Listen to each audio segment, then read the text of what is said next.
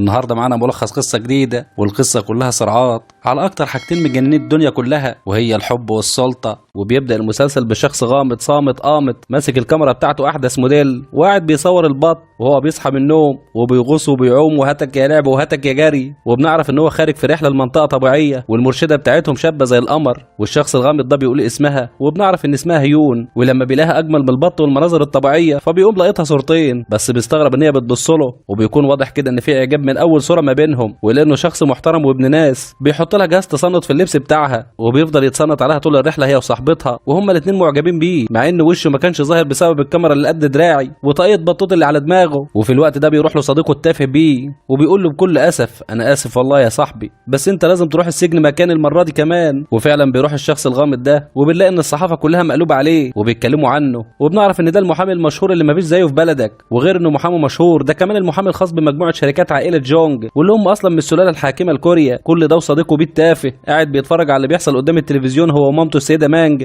واللي بنعرف ان رئيس شركه جونج يبقى حماها وبيه يبقى حفيده. ده حتى المدعي العام نفسه بيسال بيه وبيقول له: يا ابني انت متاكد ان انت عايزنا نسجنك كام يوم؟ ده انت يا ابني لو طرقعت بصبعك بس الاعلام كله هيتخرس ومحدش هيعرف حاجه عن موضوع الفساد ده. لكن بيه الشخص اللي كل حياته نظراته وما بيتكلمش اصلا بيصغر للمدعي كده، وبيعرف ان الامر لازم يتنفذ، وفعلا بياخد سجن لمده شهر، وبعدها بيروح بيه عشان يزوره، وهو بيقول له: وحشتك مش كده؟ فبيه اسنانه بتبان وبيضحك بسخريه. وقتها بيه بيبقى هيموت من السعاده لانه اخيرا عرف يضحكه، بس بيعتذر له يقول له: معلش بقى، ما هو انت كالعاده لازم تغطي على البلاوي اللي انا بعملها، وما تنساش لما تخرج تروح لجدي وتحنن قلبه عليا. فبيل بيقول له: انت تعرف الناس بيقولوا عني ايه؟ بيقولوا عليا ان الكلب بتاعك. فبيه بيقول له بكل ثقه: وايه يعني ما يقولوا عنك الكلب بتاعي؟ المهم ان في النهايه هتخليني رئيس الشركه، وانت هتبقى المساعد بتاعي، وهتبقى اعلى من اي كلب في كوريا، قصدي شخص. وبيفتكروا بيلهم اتعرفوا على بعض ازاي، وبنعرف انه ايام ما كانوا في المدرسه الثانوي خد عربيه باباه وساقها وهو سكران، وخبط عربيه محندقه كده شبه ال 128، ومن حظه الزباله اللي شبه نيته اللي بيكون راكب العربيه هو بيل، وواحد تاني كده شكله بلطجي، وبيل كان بيشتغل معاه، ولانهم عايزين فلوس فبياخدوا بيه ويكتفوه، وبيطلبوا منه رقم حد من عيلته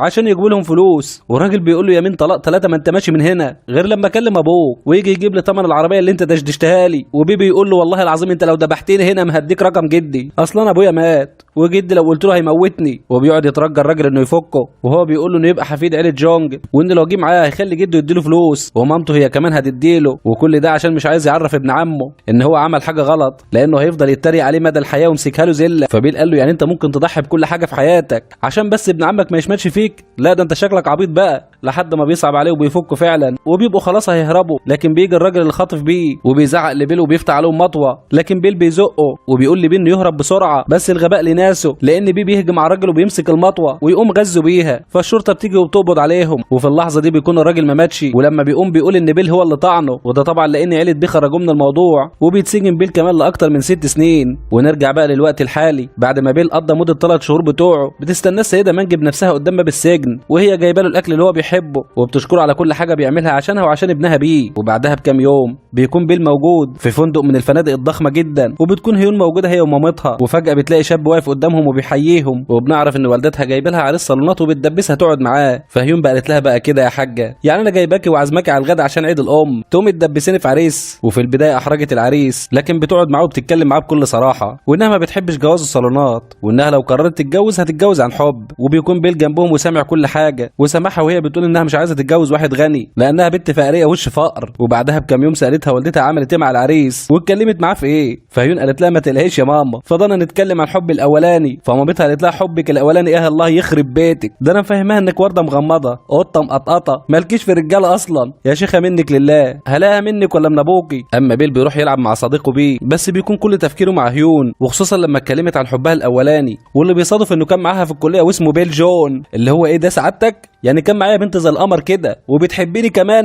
وانا مغفل نايم على وداني. بعدها بيل بيروح يقابل صديقه السري واللي محدش يعرفه نهائي، واللي بيساعد بيل في كل حاجه بيعملها، وبنعرف ان اسمه شين، وبيكون بيحمض كل الصور اللي صورها، وهو بيقول له: يعني انت مصمم لسه تجوز هيون بنت السيد وان المرشح الرئاسي البيت التافه ده؟ فبيل بيقول له: ايوه، لان ده هيساعدهم كتير جدا الفتره الجايه. وهنا بنتفاجئ انه كان بيراقب هيون اصلا، وكل اللي فات ده ما كانش صدفه ولا حاجه. وبعدها شين بيقول له انه جاب له فحص الدي ان ايه اللي هو كان عايزه، واللي بيثبت ان الشاب اللي ظهر الفتره الاخيره كبيره، ما يبقاش ابن السيد جونج ولا حاجه وكذاب زي اللي قبله. وبنعرف ان من فتره للتانيه كل شويه بيطلع واحد جديد ويقول ان ابن السيد جونج اصله كان علاقاته كتير المنيل، والشاب ده لما عرف ان الحقيقه ظهرت بيبقى عايز يعمل شو اعلاني، فبيطلع فوق مبنى عالي وبيقول انه هينط، والصحافه بتبقى موجوده بس بيجي بيل ورجالته بتمشي الصحافه وبيعدي من على السور وبيقف على الهواء زي ما الشاب واقف بالظبط، وبيمشي ناحيه الشاب ده بكل ثقه ولا كانه واقف على كام طوبه مش مكملين 30 سم في الهواء، وحركه غلط هيوحشنا، وهو بيقول له لو عايز تنط مستني ايه، لحد ما بيخدعوا بيوقعوا الناحيه الثانيه. وقتها الواد كان هيموت من الرعب، وبيل وقتها قال له لو لمحتك تاني هعمل منك بطاطس محمره، فالواد خد ديله في اسنانه وطار، وهو بيقول لنفسه ايه العيله المجانين دي. وبالليل بقى بيروح بيل الحانه وبيكون مستنيه واحد من المصورين اللي كانوا بيصوروا الشاب ده، والمصور ده بيبقى قاعد وحاطط رجل على رجل وبيقول انا جبت لك الصور اللي انت عايزها، بس على فكره انت اتاخرت عليا قوي وانا ما بحبش حد يتاخر عليا. وقتها بيل بيروح للشاب ده ويقول له انت شغال صاحبي في بالك قد ايه يالا، فالشاب بيقول له سنه، فبيقوم مديله بالرجل شبه الخدامين وبيمسكه وبينزل فيه طحن وضرب فين يوجعك، وهو بيقول له رئيس التحرير بتاعك واللي شغال بقاله اكتر من 15 سنه، لما بيشوفني بيوقف لي انتباه، يا قذر يا حقير انت، انا مش بضربك عشان انت حطيت رجل على رجل قدامي، لا انا بضربك بس عشان انت متخيل انك حاجه، بس انت وضعي يالا، وحط الصور وامشي ومفيش فلوس وشوف انت رايح فين بدل ما اعمل معاك الجلاشه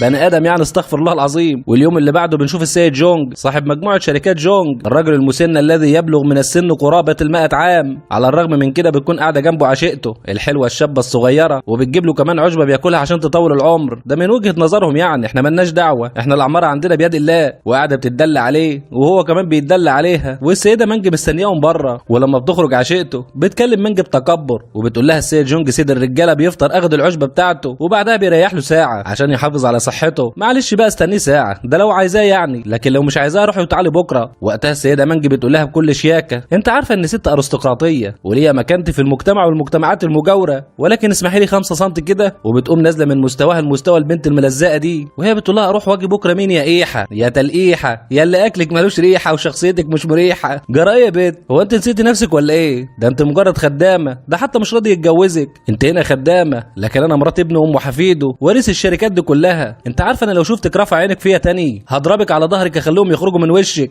ووسط الردح ده كله بيخرج السيد جونج وهو بيقول لهم صباح الخير يا غجر، الله يخرب بيت استباحتكم على الصبح، انت بتزعقوا في بيتي تمام قوي، تعالوا له كده كلكم جوه بربطه المعلم كده. وقتها بيجي حفيده التاني يوه ابن عم يوه، معلش هم تقريبا كده ما كانش عندهم طاقه يفكروا في اسماء فسموا واحد يوه والتاني يوه، واول ما بيدخلوا بيطلب الجد جونج من مانج انها تسلم الشركه اللي هي وابنها ماسكينها، وده لان الشركه بتخسر اصلا، ده غير انها لو ماتت يو مش هيعرف ينال حاجه على عينه لوحده لانه عيل فاشل، ومانج ما بتعرفش ترد عليه، وده لانها ما تقدرش تعترض على كلامه اصلا. فالجد بيقول لها ايه القطه كلت لسانك، ما انت من شويه كنت ماسكه البنت بره غسيل ومكوى ودلوقتي مش عارفه تردي. وكمان بيطلب من المحامي بيل انه يسيب مانج ويو لان مستقبلهم ملوش ملامح ويشتغل معاه هو لصالحه، لكن بيل كعادته غامض وما بيديش اجابه صريحه لانه مش هيقدر يرفض ولا عايز يقبل، وده اللي بيخلي يو انه يقلق جدا. ولما بيخرجوا من عند جده يو بيسال بيل لو فعلا ممكن يسيبه ويروح يشتغل مع جده او عم ابو يو عدو اللدود، وبيل ما شاء الله عليه ياخد اوسكار في الغموض، بيبص له برضه ما بيردش عليه، وساعتها بيجي ابن عمه يو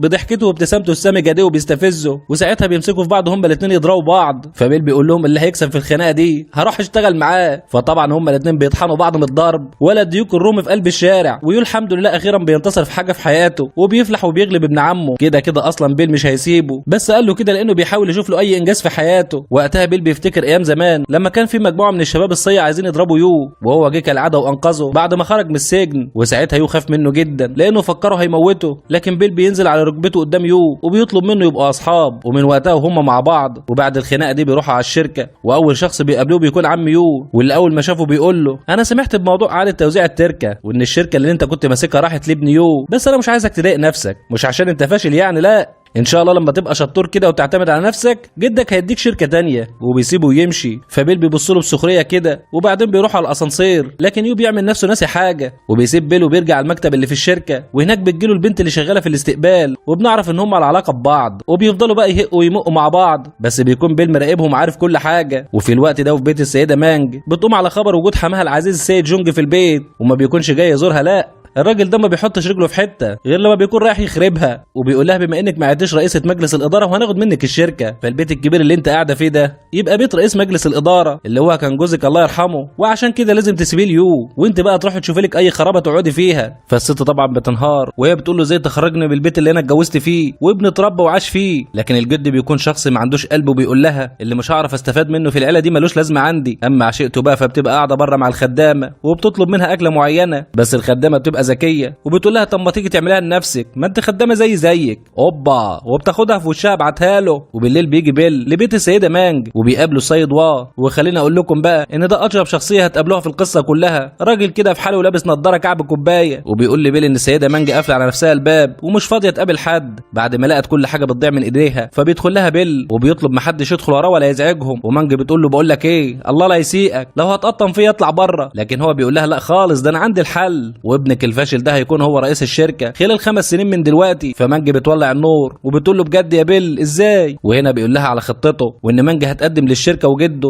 اقتراح بناء ناطحه السحاب اللي جده هيموت ويبنيها بقاله سنين، وبكده الجد هيفرح جدا وهيرجع لهم كل حاجه تاني. لكن مانج بتقول ان الحكومه رافضه الفكره وهم حاولوا كتير، وهنا بتكون خطه بيل الكبيره والحقيقيه انهم هيناسبوا الحكومه، لا ومش اي حد، دول هيناسبوا مرشح رئيس الجمهوريه القادم السيد وان، ايوه هو ابو هيون. وبنعرف ان هو خسر في الانتخابات الرئاسيه السنه دي لكنه شخص معروف جدا وليه شعبيه كبيره، ولو قدروا الدوره اللي بعدها اللي هي كمان 5 سنين يدعموه بفلوسهم مع شعبيته اكيد هيكون هو الرئيس، وفي المقابل اكيد هيوافق على تصريح المبنى ده، وخصوصا بقى لو قووا العلاقات دي بجوازه يو من هيون. والسيده مانج طبعا بتوافق طالما الموضوع في مصلحتها، وقتها بتساله لو يو عنده علاقات في الوقت الحالي لانه عينه زايغه، لكن بيل بيقول لها لا، وبيبقى طبعا بيداري عليه لانه بيكون مقضيها مع الموظفه روان. واليوم اللي بعده بتروح السيده مانج تقابل السيد وان وبيبقى رافض وجود بيل في القعده، على الرغم من السيده مانج بتقول ان هو دراعها اليمين، بس بيل بيحترم رغبته وبيخرج بره، ومانج بتكلمه بكل صراحه وبتقول على خطتها وانها تدعمه بالمبلغ اللي هو عايزه، وعرضت عليه انه يشتغل سكرتير الرئيس الحالي الفتره دي. اما السيد وان فبيتردد جدا في البدايه لكن بيقول لها انه هيفكر. ولما بترجع مانج للبيت هي وبيل وبيقولوا اللي حصل ليو بيرفض ويزعق ويتخانق معاهم، ساعتها بيل بيقول له انه خلاص هيسيب الشغل بما ان هو رافض خطتهم لانه ده الحل الوحيد عشان يبقى رئيس الشركه، وفعلا بيجهز شنطته وبيمشي. وساعتها مانج بتزعق مع يو وبتقول له انه لازم في الوقت ده يتمسك ببيل لان هو الوحيد اللي لازم يثقوا فيه وانه بيدعمه وبيحبه من كل قلبه، ولما يبقى رئيس يبقى يشيله ويرميه في اي حته، المهم ان دلوقتي لازم يستغل بيل وذكائه لحد ما يوصل يو لرئاسه الشركه. وفعلا يو بيروح جاري ورا بيل وبيوقفه في المحطه وبيترجى انه يرجع معاه وانه هيوافق على كل حاجه بيقولها، وبيل بيذل شويه في البدايه وبعد كده بيرجع معاه فعلا، وبيل فعلا ما بيكدبش خبر. وبعد كام يوم بياخد يو وبيطلعوا في رحله من الرحلات اللي بتنظمها هيون عشان يتفرجوا على البط والطبيعه وكده، وبيل وقتها بيستخبى وبيكون معاه بندقيه وبيضرب بطه في جناحها فبتقع في الميه، وهيون بما انها انسانه مهتمه بالبيئه والطبيعه بتجري وسط الميه عشان تنقذ البطه. يا ريتني البطه مش زي عندنا لو شفنا بطه بتقول بنجيب رقبتها حتى لو مش بتاعتنا عادي. وبيل بيكلم يو في السماعه اللي في ودنه وبيقول له هو انت عبيط ما تجري يا عم تنقذ البطه الله يخرب بيتك، امال انا جايبك هنا ليه؟ وفعلا يو بيجري وبينقذ البطه مع هيون اللي بتقول له الله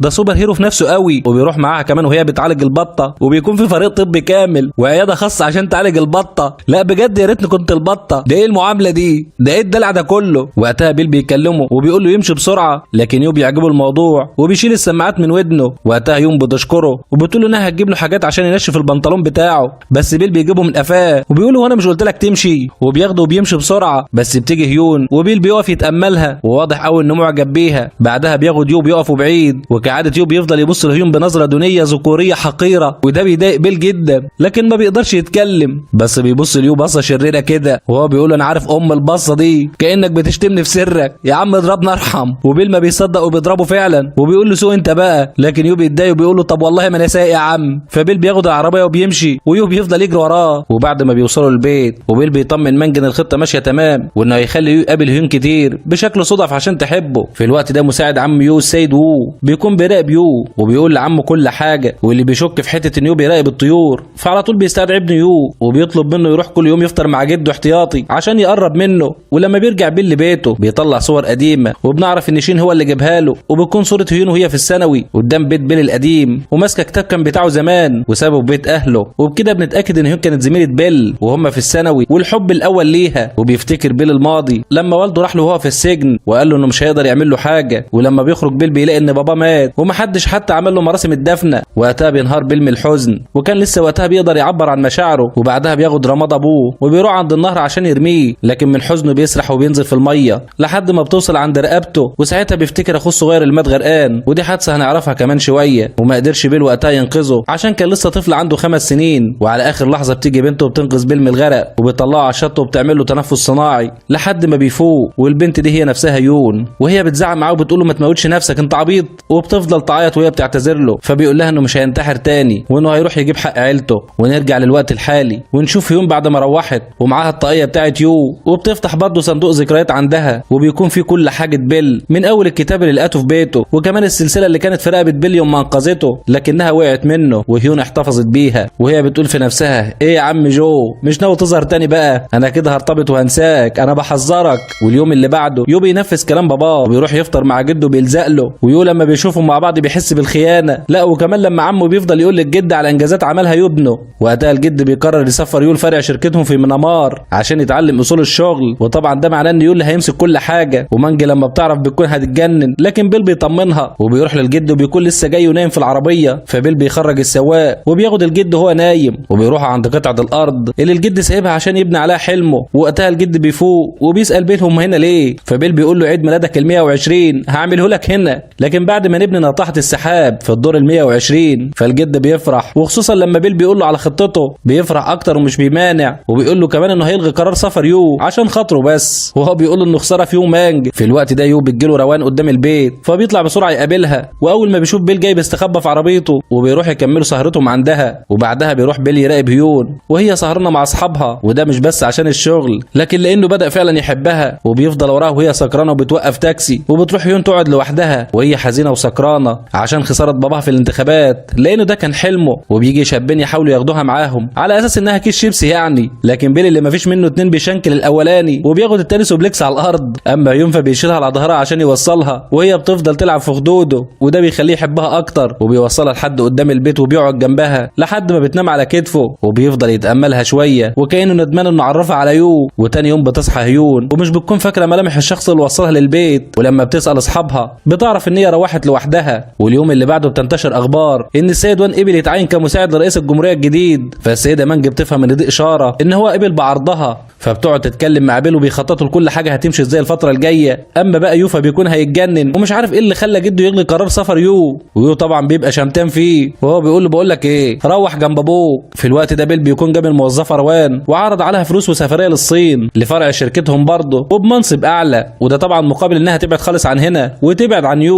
لكن هي بتقول انها عايزه تكلم يو الاول عشان تتاكد ان هو موافق على موضوع سفرها. وفعلا بيل بيكلم يو قدامها وبيساله لو يعرف موظفه اسمها روان وانها عايزه تتكلم معاه. وعلى طول يو بيفهم ان بيل عرف كل حاجه فبيخاف يغلط وبيقول ان هو ما يعرفهاش. والبنت بتتضايق جدا وبتاخد تذكره السفر وبتمشي. اما يوفا بيبقى متضايق اكتر منها لكنه ما بيقدرش يقول حاجه. وفي نفس اليوم بالليل بتيجي رساله لبيل من السيد وان وبيطلب منه يقابله في مبنى فاضي ومهجور. وقتها وان بيقول ان هو مش واثق فيهم، لكن بيل بيطمنه وخصوصا على بنته هيون وانها الشخص الوحيد اللي هيكون كسبان من جميع الجهات. فوان بيطلب من بيل يفضل جنب بنته ويحميها مهما حصل. فبيل بيوافق وبيسيبه يمشي، بس بعدها على طول بيظهر عم يو اللي بيكون شاكك ان في حاجه غلط بتحصل وبيحذر وان من اللعب مع الجد جونج وبيمشي. في الوقت ده الجد جونج بيروح يقعد مع مانج وبيقول لها انه هيسيب لها البيت والشركه تشتغل فيهم زي ما كانوا قبل كده، لكن ده لحد ما يقدروا ينفذوا وعدهم ليه. فبيل بيوعدوا ان هم يعملوا كل حاجه عشان يبنوا له ناطحه السحاب اللي هو عايزها، وبعدها بيهزقهم شويه كده وبيسيبهم ويمشي. ويو بيكون عاوز يتخانق مع بيل لكن ما بيقدرش، حتى مش بيقدر يساله هو عارف علاقته بروان ازاي. وبيل بيكون فاهمه وهو بيقول له ركز اكتر على منصب رئيس الشركه. وبيروح يقعد مع السيده مانج اللي بتكون من كتر ما هي متضايقه من الجد وكلامه وبسبب توترها بتجرح ايديها. فبيل بيربط المنديل بتاعها على ايدها وبياخدها في حضنه، ووقتها بيفتكر الماضي والحادثه اللي مات فيها اخوه وشكل السيده مانج لها يد في موضوع موت اخوه الصغير والحوار كبير. بس بعدها بيخبط عليهم يو فبيخرج بيل وبيخرج وراه يو وبيروحوا هما الاثنين يقعدوا مع بعض وبيشربوا سوا. وبيشغل بيل البروجيكتور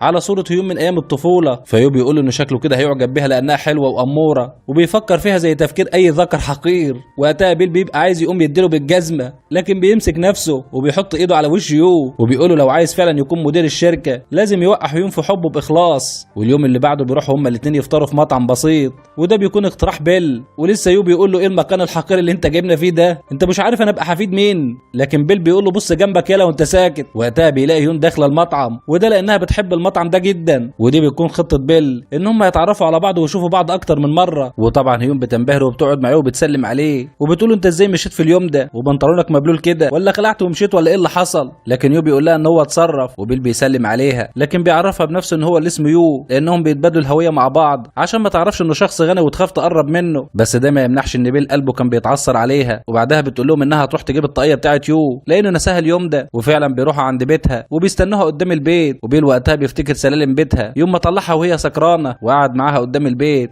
اما هيون فبتدخل جري وهي مبسوطه تجيب الطاقيه، ومامتها بتفرح قوي لما بتعرف انها لقت الشاب ده تاني لان شكلها معجبه بيه، على عكس باباها اللي بيعرف ان الشخص ده هو نفسه يو. وبكده الخطه بدات تتنفذ، وبيبقى خايف على بنته وخايف انه يجرحها او انها تقع في حد غلط بسببه، بس ما بيقدرش يتكلم. وبتروح هيون وبيل ويو يكملوا السهره سوا بالليل ويشربوا مع بعض، وبيل بيكون قلبه عمال ينزف من الزعل وهو شايفهم بيقربوا من بعض، وهو حتى مش قادر يعترض ولا حتى قادر يبين مشاعره، ده غير انه كمان بيسيبهم ويقوم عشان يقربوا من بعض اكتر. وبيفضل يو يقول لها كل المعلومات والكلام الحلو اللي بيل حفظه له واللي هو كان نفسه اصلا يقوله لها، بس بيلاحظ بيل ان في حد بيصورهم فبيروح بسرعه يجيبه من قفاه، وبيكون هو نفسه الصحفي اللي ضربه قبل كده. وبياخد بيل وبيروح عند بيت شين وبيعرف ان عم يو هو اللي بعت الصحفي ده وراهم، وبيل بيقول له انه مش هيعرف عم يو اي حاجه غير اللي بيل يقولها له. وبعدها بياخد الصور اللي صورها وبيدي الذاكره لشين وبيقول له يعينها مع باقي المعلومات. وبعدها بيروح يقابل السيده مانج وبيحكي لها على كل حاجه، واللي بتقول له انها واثقه فيه، وبيسيبها ويقعد في اوضه يو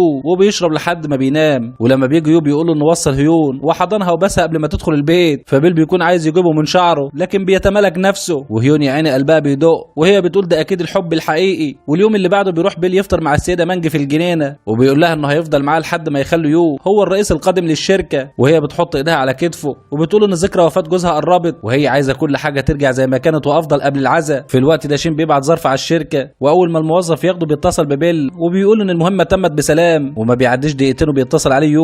وقتها بيل بيكنسل عليه لانه عارف هو بيتصل ليه، وبنعرف ان الظرف اللي راح الشركه عباره عن فيديو ليو ومامته، وبنعرف ان هم بيختلسوا فلوس من الشركه وبيشتروا بها انتيكات لحسابهم، وده اللي بيخلي يو يترعب. فعلى طول بيروح لبيت بيل عشان يتكلم معاه، وبيدخل وهو بيتخانق معاه، بس بيل بيلوي دراعه وبيرميه بره البيت. فيو بيترجى ان هم يتكلموا سوا وانه هيعمل له اي حاجه، فبيل بيقول له خلاص نتفق. وفي نفس اليوم بالليل بيروح لجده وهو بيقول له انه مش عايز ياخد الشركه من ابن عمه يو، فجده بيقول له هو انت عملت نصيبه وعايز تخبي ولا ايه؟ فقال له لا والله ابدا يا جدي، بس ابوس ايدك مش عايز الشركه. وطبعا ده بيكون الطلب اللي طلبه منه بيل، وبكده كل حاجه تكون رجعت تاني ليو. واليوم اللي بعده بيصحى يو على تليفون من هيون وهي بتقول له بقول لك ايه، ما تيجي نتمشى شويه، انا بحب الرياضه على الصبح. فقال لها ده انا كمان بموت في الرياضه، انا جاي لك ناو. وفعلا بيخرج وبيقابل السيد وان وبيقول له انت رايح فين يا ابني كده على الصبح، مش عوايدك يعني؟ فيو بيقول له كل حاجه لازم تتغير من هنا ورايح، انا خلاص قررت ابقى رياضي، بس ما تقولش البيل انا فين او ان خرجت حتى. وبياخد نفسه وبيروح يقابلها في الجبل وبيكون هيموت من البرد، بس لما بتيجي بيعمل نفسه بيحب الرياضه قوي. وبنلاقي ان اصلا بيل والسيد وان والمساعد بتاعه قاعدين في الجبل من قبلهم عشان يراقبوهم، وبيل وقتها بيحاول يطمن السيد وان على بنته.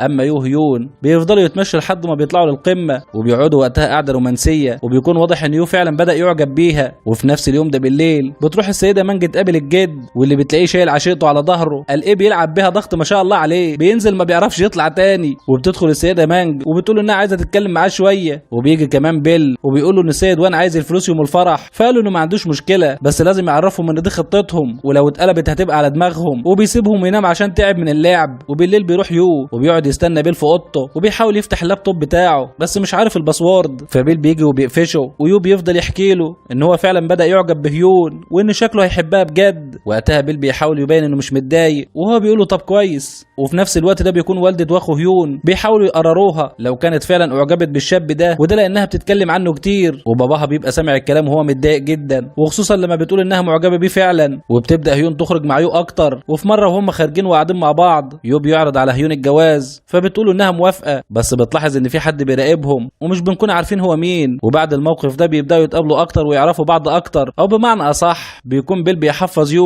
يقول ايه قدامها ويعمل ايه عشان يبان قد ايه هم شبه بعض. وقتها بيل بيكون مراقبهم من بعيد وهو متضايق وقلبه هينط من مكانه من الزعل. وفي يوم بتكون هيون سهرانه في الشغل لوحدها بيها، فبتسمع صوت خروشه بره، ولما بتطلع بتلاقي ظرف مرمي على الارض، فبتاخده بيكون فيه كل المعلومات عن حقيقه يو بيل، وانهم مبدلين شخصيتهم، وان يو مش فقير ولا حاجه، وانه حفيد مجموعه شركات جونج. فبتتصدم هيون جدا. واليوم اللي بعده بيشوفها بيل وهو رايح الشغل، وبتكون قاعده عند محطه الاتوبيس وباين عليها الزعل، فبينزل يتكلم معاها وبيفكرها بنفسه، لكنها بتقول له انه كذاب، وبتعرفه انها عرفت الحقيقه وكل حاجه عنهم، وهو بيحاول يوضح لها الامر، وان يو عمل كده لانه معجب بيها ومش عايز يخسرها، لكنها بتديله الورقه وبتسيبه وبتمشي وهي حزينه. وبيرجع بيل على الشركه، وهناك بيلاقي يو بيتخانق مع يو ابن عمه، وده لان جده اصدر قرار ان يو هياخد منصب يو في الشركه، ويو بيشمت في يو وبيقول له فضلي المكتب. لكن اكتر حاجه بتضايق يو ان يو لو اخد منصبه في الشركه هيكون المساعد بتاعه بيل، وساعتها بيل هيشتغل معاه، وده بيضايقه جدا. وبعدها بيروحوا يتكلموا مع الجد، وبيتحايل يو على جده ان ما يخليش ابن عمه ياخد مكانه، لكن الجد بيقول له انه هيسيب له مكتبه بس لما ينفذ الجوازه اللي قال له عليها من بنت السيد وان. فيو بيطمن بيل ويقول له ما يقلقش،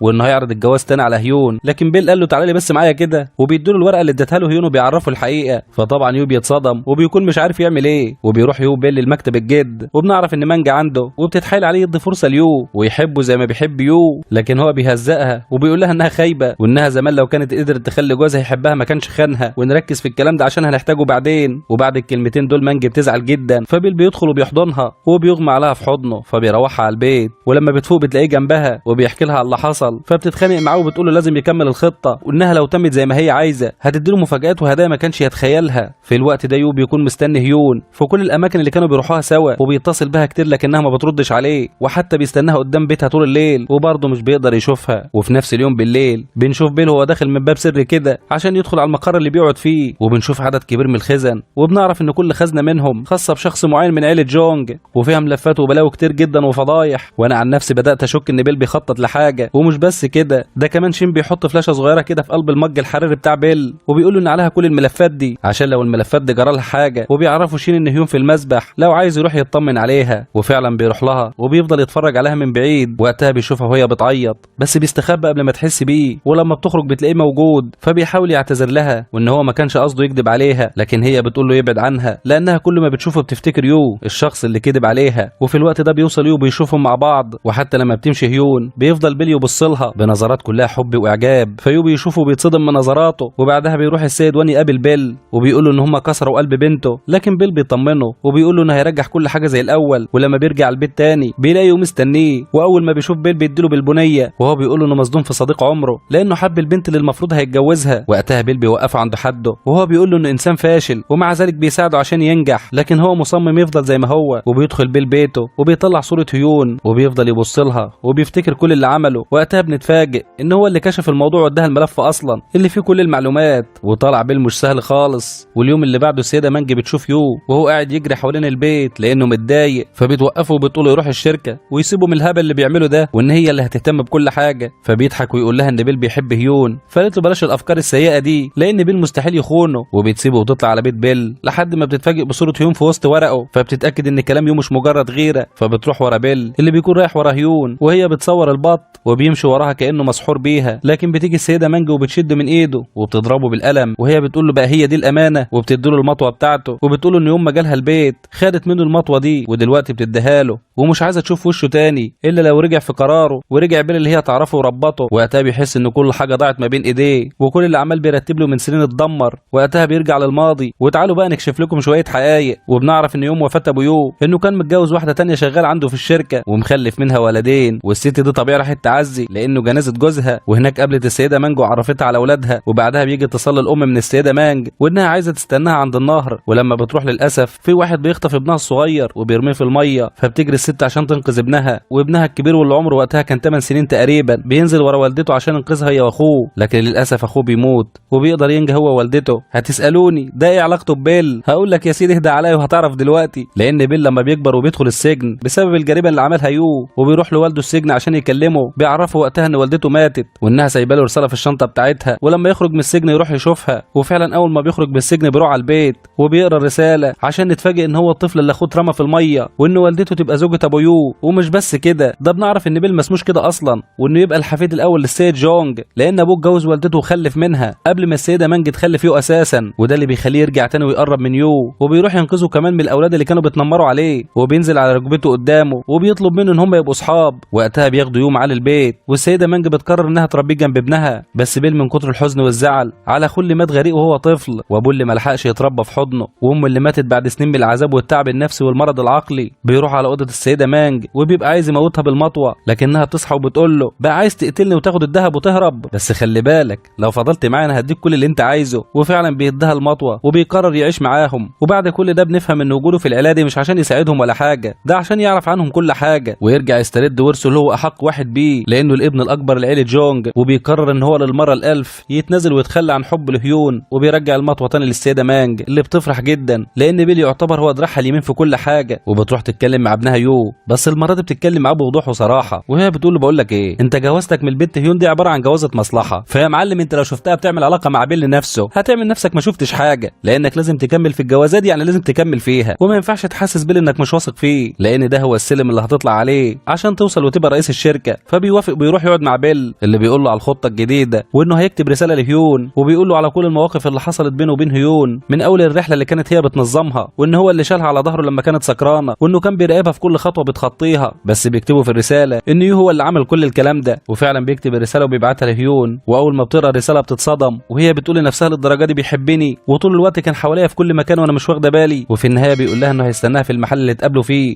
وفعلا بيفضلوا مستنينها في العربيه بس هي ما بتجيش لحد ما المحل بيقفل وبيتحركوا ولسه يا دوبك هيمشوا. هيون بتيجي جري وبتتصل بيو اللي بيرجع لها بسرعه هو وبيل، واللي اول ما بيشوفها بيبوسها وبيحضنها. ساعتها بيعرف بيل ان الميه رجعت لمجاريها فبيسيبهم وبيمشي، وبعدها بتروح هيون تقابل مانج واللي بتقول لها انها مبسوطه انها تبقى مرات ابنها. وبعدها بكام يوم وبيكون يو هيظهر في برنامج تلفزيوني عشان يتكلم عن كل انجازاته في الشركه، وقبل ما يطلع على الكاميرا بتجيله بنت تعدل له هدومه وبتحط له ورقه في جيبه، وبنكتشف ان البنت دي هي نفسها روان، ولما بيطلع الورقه بتطلع انها صوره سونار، فبيعرف انها حامل وبيتصدم ووشه كله بيجيب الوان. وبيل هو كمان اول ما شافها واقفه جنبه وشه هو كمان بيجيب الوان لانه فكرها سافرت، لانه فضل واقف قدام المطار لحد ما اتاكد انها ركبت الطياره، وبنكتشف انها ما سافرتش ولا حاجه، وانها طول الوقت كانت بتراقب يو في السر، وكان بيل لسه هيتصرف معاها بس بتيجي هيون وما بيقدرش يعمل حاجه. وبعد الحلقه بيروح لها يو عشان يحاول يخليها تمشي، لكن هي ما بتهتمش، واول ما بتشوف هيون رايح الحمام فبتدخل وراها. وهنا يو وبيل حسوا ان المعبد بيتهد على دماغهم، وفي الحمام بتحاول تعرف هيون انها حامل، بس فجاه بتقع بيغمى عليها، فبيشيلها يو على ظهره وبياخدها للمستشفى لان هيون بتبقى قلقان عليها جدا. بس بعدها بيروح يقابل مامة هيون عشان يكون كل واحد فيهم اتعرف على عيله التاني. في الوقت ده بتكون روان رجعت البيت، واثناء ما هي بتاكل في امان الله بتلاقي الباب بيتكسر عليها، وبيدخل بيل اللي بيمسكها من رقبتها وهو بيقول لها انت غبيه وانا مش قلت لك امشي. وهنا بنعرف انه بيعمل كده لانه بيكون خايف عليها بدل ما يحصل لها هي وابنها زي ما حصل معاه هو ووالدته، وبيقول لها ان عيله جونج ما بيعترفوش بالاولاد غير الشرعيين، وللاسف مصيرك هيكون الموت. وقال لها نصيحه اخويه سافري بدل ما اقتلك بايدي انت وابنك. وبعد ما بينزل بتخرج روان تلاقي شنطه مليانه فلوس قدام الباب، وبيكون شين هو اللي حاططها لها، وبعدها بيطمنوا انها اخذت الشنطه ويمشوا. وبعدها بيبدا بيل يخلي شين ينشر مقالات واشاعات عن علاقه يو وهيون، ده طبعا غير صور لهم مع بعض، وده عشان الناس ما تتفاجئش بموضوع جوازهم ويقولوا ان هو جواز مصلحه، ويبان للناس كلها على انه علاقه حب، وده كمان هيعجل في موضوع الجواز. ده غير ان الرئيس وان لو قرر يلغي الموضوع لانه متردد، فبعد المقالات والكلام ده مش هيقدر يلغيه. وشين هنا بيقولوا ان هم جهزوا كل حاجه. وقتها بيسال بيل هو لحد امتى هيفضل كده ومش هيقول لهم على هويته الحقيقيه وياخد مكانه تاني. وقتها بنكتشف ان شين عارف كل حاجه عنه، لكن بيل بيقوله لما يجي الوقت المناسب هعرفك. وبيروح يقعد مع الجد والسيده مانج اللي بيحيوه على حركاته الذكيه، والسيده مانج وقتها بتجيب له هديه وبتقول له انها جابت له ساعه عشان يلبسها يوم الفرح. وبيل بيبقى عارف ان الساعه دي فيها جهاز تصنت او جهاز تتبع لانها ما عادتش واثقه فيه زي الاول، وعشان كده بيخلعها تاني وبيقول لها انه هيلبسها يوم الفرح. وطبعا الاخبار دي بتوصل عم يو، واللي من عصبيته بيخبط المساعد بتاعه في دماغه لان خطتهم هتدمر كل مخططاته، وما كانش متخيل ان عيل فاشل يقدر يعمل كل اللي بيعمله ده. وبعدها بكام يوم بيروح بيل لمعبد بعيد خالص عن المدينه، وبنعرف ان هو سايب تذكار موت ابوه واخوه في المكان ده عشان يكون بعيد خالص عن المدينه، وبيروح يصلي لهم، وكان واخد لهم معاه الحلويات اللي كان والده بيحبها. وقتها بنكتشف ان والده اتقتل الصبح واخوه اتقتل غرقان في نفس اليوم بالليل، وبيرجع تاني للمدينه. بس في نفس الوقت بنعرف ان العم مش هيجيبها البر، وهو كمان بيروح يقابل واحد شغال في الشركه وبيديله فلاشه عليها معلومات مهمه. واليوم اللي بعده بيكون ذكرى وفاه وفاة ابو يو، والكل بيستعد وطبعا هيون بتبقى موجوده. وقتها بيبدا جو الحموات الفاتنات والعقارب، ولكن مانج شخصيه قويه ومفتريه وما شاء الله ما حدش بيعرف يقف قدامها في الحربقه، وهيون بتبقى مستغربه الجو الغريب ده. ولما بتخرج وتسيبهم بتلاقي بيل بيجهز حاجه العزاء وماسك صوره ابوه وهو حزين، ولما بيلاحظ وجود هيون بيقول لها انه كان نفسه يقابل الشخص ده لانه سمع انه طيب، وطبعا هو ابوه اصلا. وبعد ما بينتهي العزاء على خير والمفروض ان يو هيوصل هيون، لكنهم بيلاقوه نايم وتعبان جدا، فبيل بياخدها يوصلها، لكن يو بيطلع مش نايم ولا حاجه وانه كان عامل نفسه نايم. وبعد ما بيلاقي الكل مشي بيخرج بسرعه يقابل روان وبيطلب منها تمشي في سلام لانه مش عايز شوشره ولا مشاكل، لكن هي بتقول له ان بيل جالها وهددها وساب لها فلوس كتير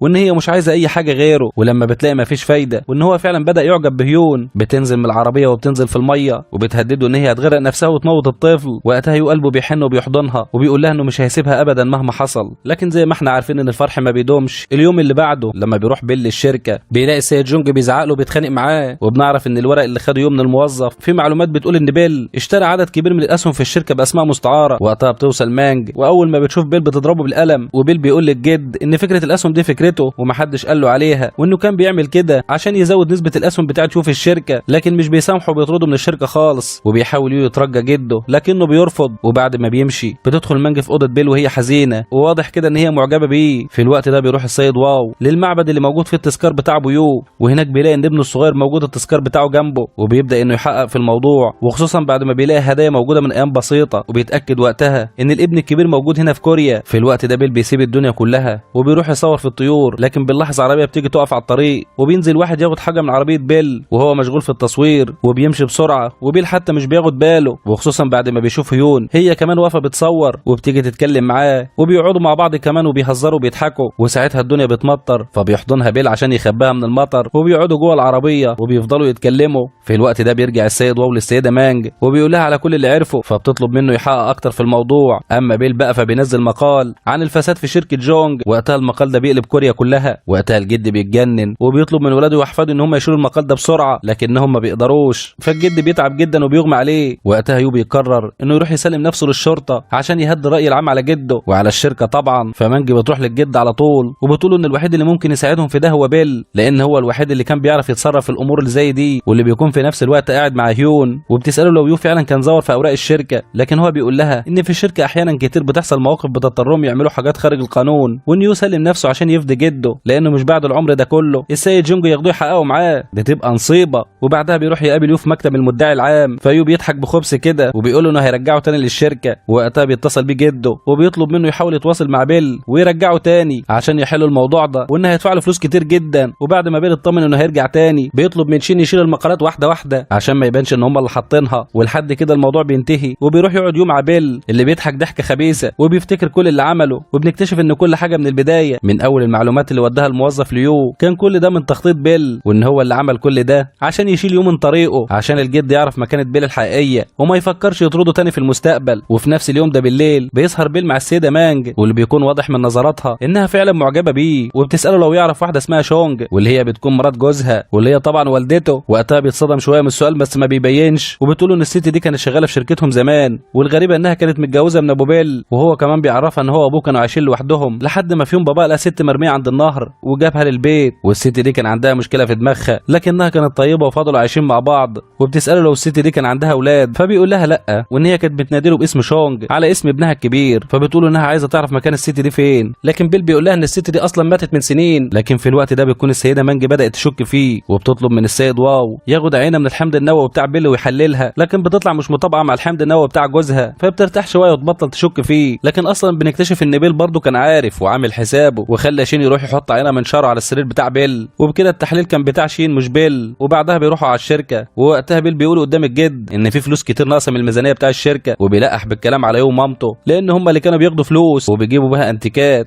وقتها الجد بيقلب خالص على يو، وفي نفس الوقت ده بتروح روان تقابل هيون على اساس يعني ان هم اصحابه ويروحوا يتغدوا سوا. ولما بيرجع بيل للبيت بيقعد مع السيد واو وهو بيقول له انه عارف انه كان بيدور الفتره اللي فاتت عن عيلته، وبيقول له كمان لو عايز يعرف حاجه يتكلم معاه هو. والسيد واو بيشكره وبيروح يقعد في اوضته وهو حزين ومتضايق بعد ما بيكون شرب كتير وده مش عادته اصلا، وبيطلع من الدرج بتاعه صور وبتكون صوره مامة بيل واخوه هم صغيرين، وبعد ما بيقطعها بيمشي في غابه جنب البيت، فبيل بيروح وراه. ولما بيعرف ان ده بيل بيعتذر له وبيقول له يسيبه لوحده شويه لانه عايز عايز يبقى مع نفسه شويه، وبيل فعلا بيسيبه ويمشي وبيروح يقعد تحت شجره وبيفتكر الماضي. وبنكتشف ان السيده مانجي يوم عايزه جوزها طلبت منه يقتل مرات جوزها واولاده، وبنعرف ان هو اللي عمل الحادثه دي وقتل اخو بيل الصغير، لكن لحد دلوقتي بيفضل عايش بالذنب ده. وبنكتشف ان الشخص الهادي الوديع ده بيطلع له وش تاني شيطاني وقاتل. واليوم اللي بعده بقى بيل بيجيب ملف باسم تشونج وفيه صوره شاب بيديه للسيده مانج، بيقول لها ان هو ده الشاب اللي بتدور عليه، وانه اتبنى 3 مرات، والمفروض انه عايش في امريكا فتره طويله ولسه راجع كوريا ما كملش شهرين. وكمان بيقول لها على المكان اللي عايش فيه، فبتشكره طبعا وما بتقولش ان ده يبقى ابن جوزها، وبتدي المعلومات دي للسيد واو، وبتطلب منه يروح يتاكد انه ابن جوزها. وبالفعل بيروح البيت وبياخد برضه عينه من الحمض النووي، وبنعرف ان بيل حاطط شعره على السرير. ولما بيتاكدوا ان هو ابن جوزها بتطلب منه السيده مانج انه يقتله زي ما خلص على اخوه الصغير قبل كده، ومع ذلك كان متردد جدا وقتها، لكن هي بتمسك ايده وبتترجاه. وبنعرف هنا انه بيحبها وبيعمل كل ده عشان خاطرها. وفعلا بيروح، لكن بيكون اللي موجود هناك واحد ومغمي وشه، وبيمسك السيد واو وبيفضل يضرب فيه وهو بيطلع غله عليه لحد ما بيغمى عليه وبيسيبه ويمشي. وبيرجع يقول للسيده مانج ان الشاب تشونج سافر على امريكا فبترتاح شويه. وبعد كام يوم بيكون خطوبه يو وهيون، وطبعا الكل بيتجمعوا في بيت الجد واللي بيكون عامل لهم عزومه تقيله، وبتكون الحفله جميله والكل بيكون مبسوط. وفي نهايه اليوم عم يو بيتكلم مع بيل وبيقول له انه عارف خطتهم وان الجوازه دي كلها مصلحه في مصلحه، وبيهدده كمان انه ممكن يعرف هيون ويبوظ لهم الدنيا. لكن بيل بيقول انه مستحيل يعمل كده لانه ماسك عليه فضايح هو وابنه توديهم ورا الشمس، وبيسيبه ويمشي. وبيروح بعدها لمركز الحمض النووي اللي بيتعامل معاه، وفجاه بتيجي في باله فكره سبحان الله انها جت في باله دلوقتي، وبيطلب من الدكتور طالما عنده الحمض النووي بتاع والد يو اللي هو السيد مان، فطلب منه يقارن الحمض النووي بتاع السيد مان بابنه يو. وبالليل بيجي له فاكس بنتيجه التحاليل واللي بيكون فيها الخبر الصادم جدا، وهو ان يو ما يبقاش الابن الشرعي للسيد مان، ومن الاخر كده يو مش من العيله اصلا. وفي نفس الوقت بيدخل عليه يو ولما بيشوف ورقه التحاليل وبيلاقي ان فيها الحمض النووي بتاع عيلته، فبيساله لو كان في حد تاني، بيقول ان هو يبقى ابن جده. لكن بيل من الصدمه ما بيعرفش يرد عليه وبيقول له اطلع بره دلوقتي انا مش فايق لك. واليوم اللي بعده في الشركه يو بيعرض على جده فكره انهم يعملوا شركه خاصه بالادويه وخصوصا الامراض اللي ملهاش علاج او الامراض النادره، فالجد طبعا بيوافق على الفكره. ومش بس كده، ده بيخليه يفتح فرع في امريكا، وبيقول له انه بعد جوازه يسافر لمده 5 سنين عشان يقدر يعمل ابحاثه. فيو طبعا بيطير من السعاده، اما عمه ويوفا كانوا هيتجننوا. وفي نفس الوقت ده بنشوف هيون وهي بتجهز حاجتها اللي هتاخدها مع العشه الزوجيه، ومن ضمن الحاجات دي صندوق الذكريات بتاعها واللي بيكون فيه سلسله شكلها غريب وقديمه، وبنعرف ان هي خاصه ببيل اللي لقتها عند النهر بعد ما مشي. ولما راحت عشان توديها له كان هو خد كل حاجته من البيت ومشي، ومن ساعتها وهي محتفظه بيها. بعدها بيروح عم يو عشان يقابل السيد وان وبيهدده خالص يبعد عن عيلتهم ويوقف الجوازه دي والا مش هيسيبه. وبنعرف ان العم بعت رجالته عشان يعرفوا اخر تحليل عمله بيل كان عشان مين، وشين بيبلغ بيل بالاخبار دي وبيطلب منه يتصرف بسرعه ويحط الحمض النووي بتاعه مكان يو. وبعدها بياخد يو وبيروحوا يقعدوا في مكان عند النهر. وقتها بيل بيكون متردد ومش عارف يقول ايه ليو، لكن بعد تردد كبير بيقولوا انه ما يبقاش حفيد عيله جونج، وان الحمض النووي اللي شافه الصبح كان بتاعه هو السيد مان ابوه او اللي كانوا مفكرين انه يبقى ابوه. فيوم من الصدمه بيكدبه وهو بيقول له مستحيل، وبياخد العربيه بتاعته وبيمشي، لكن بيرجع يقف تاني وهو منهار من العياط لانه مش قادر يستوعب انه عاش السنين دي كلها بهويه مزيفه، وبيحس ان قلبه هينفجر ما بين ضلوعه. فبيسوق العربيه بسرعه وبيرجع تاني لبيل اللي بيقول له يعمل ايه ويتصرف ازاي، لكن بيل بيقول له انه هيتصرف وانه هيفضل زي ما هو ابن السيد مان، وطلب منه ما يصارحش اي حد باي حاجه. لكن فعلا الخبر بيبقى صعب جدا على يو، واول واحده بتيجي في باله هي روان واللي حامل من طفله، وبيتصل بها وبيطلب يقابلها، وفضل يعتذر لها وهو بيقول لها انه عمره ما هيسيبها وانه هيفضل يصرف على الطفل لحد ما يكبر، وكمان بيوعدها انه هيسجله باسم عيلته. وفي نفس الوقت بيكون عمه ومراته مع السيده مانج وبيقولوا لها ان هم هيرجعوا الفلوس اللي خدوها من الشركه. وبيل وقتها بيجي له اتصال ان يو عمل حادثه وهو دلوقتي في المستشفى، وهناك بيعرف انه ساق بسرعه وعمل حادثه ودراعه انكسر. فبيل بيستغل الفرصه وبيطلب من اخته يو او بمعنى اصح اخته هو واللي هي شغاله دكتوره انها تعمل له تحليل دم. وبعد ما بيخرجوا من الاوضه بيدخل شين وهو متنكر في لبسه ممرض وبيبدل دم بيل بدم يو عشان ما حدش يعرف حاجه. ويو بقى لما بتيجي هيون تطمن عليه بيقول لها انا عندي سر خطير وعايز احكيهولك، وبيعترف لها بكل حاجه وانه اكتشف انه ما يبقاش حفيد عيله جونج. الله يخرب بيتك، اما لو ما كانش بيل موصيك ما تقولش لحد كنت عملت ايه يا منيل، ده كان فاضل تكه ويروح يقول لجده. لكن هيون كانت اصيله وبتقول ان ده سر ما بينهم ومش هتطلعه لحد وان ملوش ذنب في الموضوع. ولما بتطلع نتيجه التحاليل بتكون طبعا لصالح يو، فبكده العم بيهمد. وبعدها شين بيسال بيل سؤال كلنا عايزين نساله، هو ليه بيساعد يو السيده مانج مع ان خبر زي ده كفيل يطردهم من كوريا كلها مش من الشركه بس. فبيل بيقول له ان هو عايز ان هو اللي يطردهم مش حد تاني، وهيستنى الوقت المناسب واللي هو مش عارف امتى بصراحه. وبعدها بكام يوم بيحصل الفرح وبيكون كل واحد عنده مشاعر خاصه بيه. يعني مثلا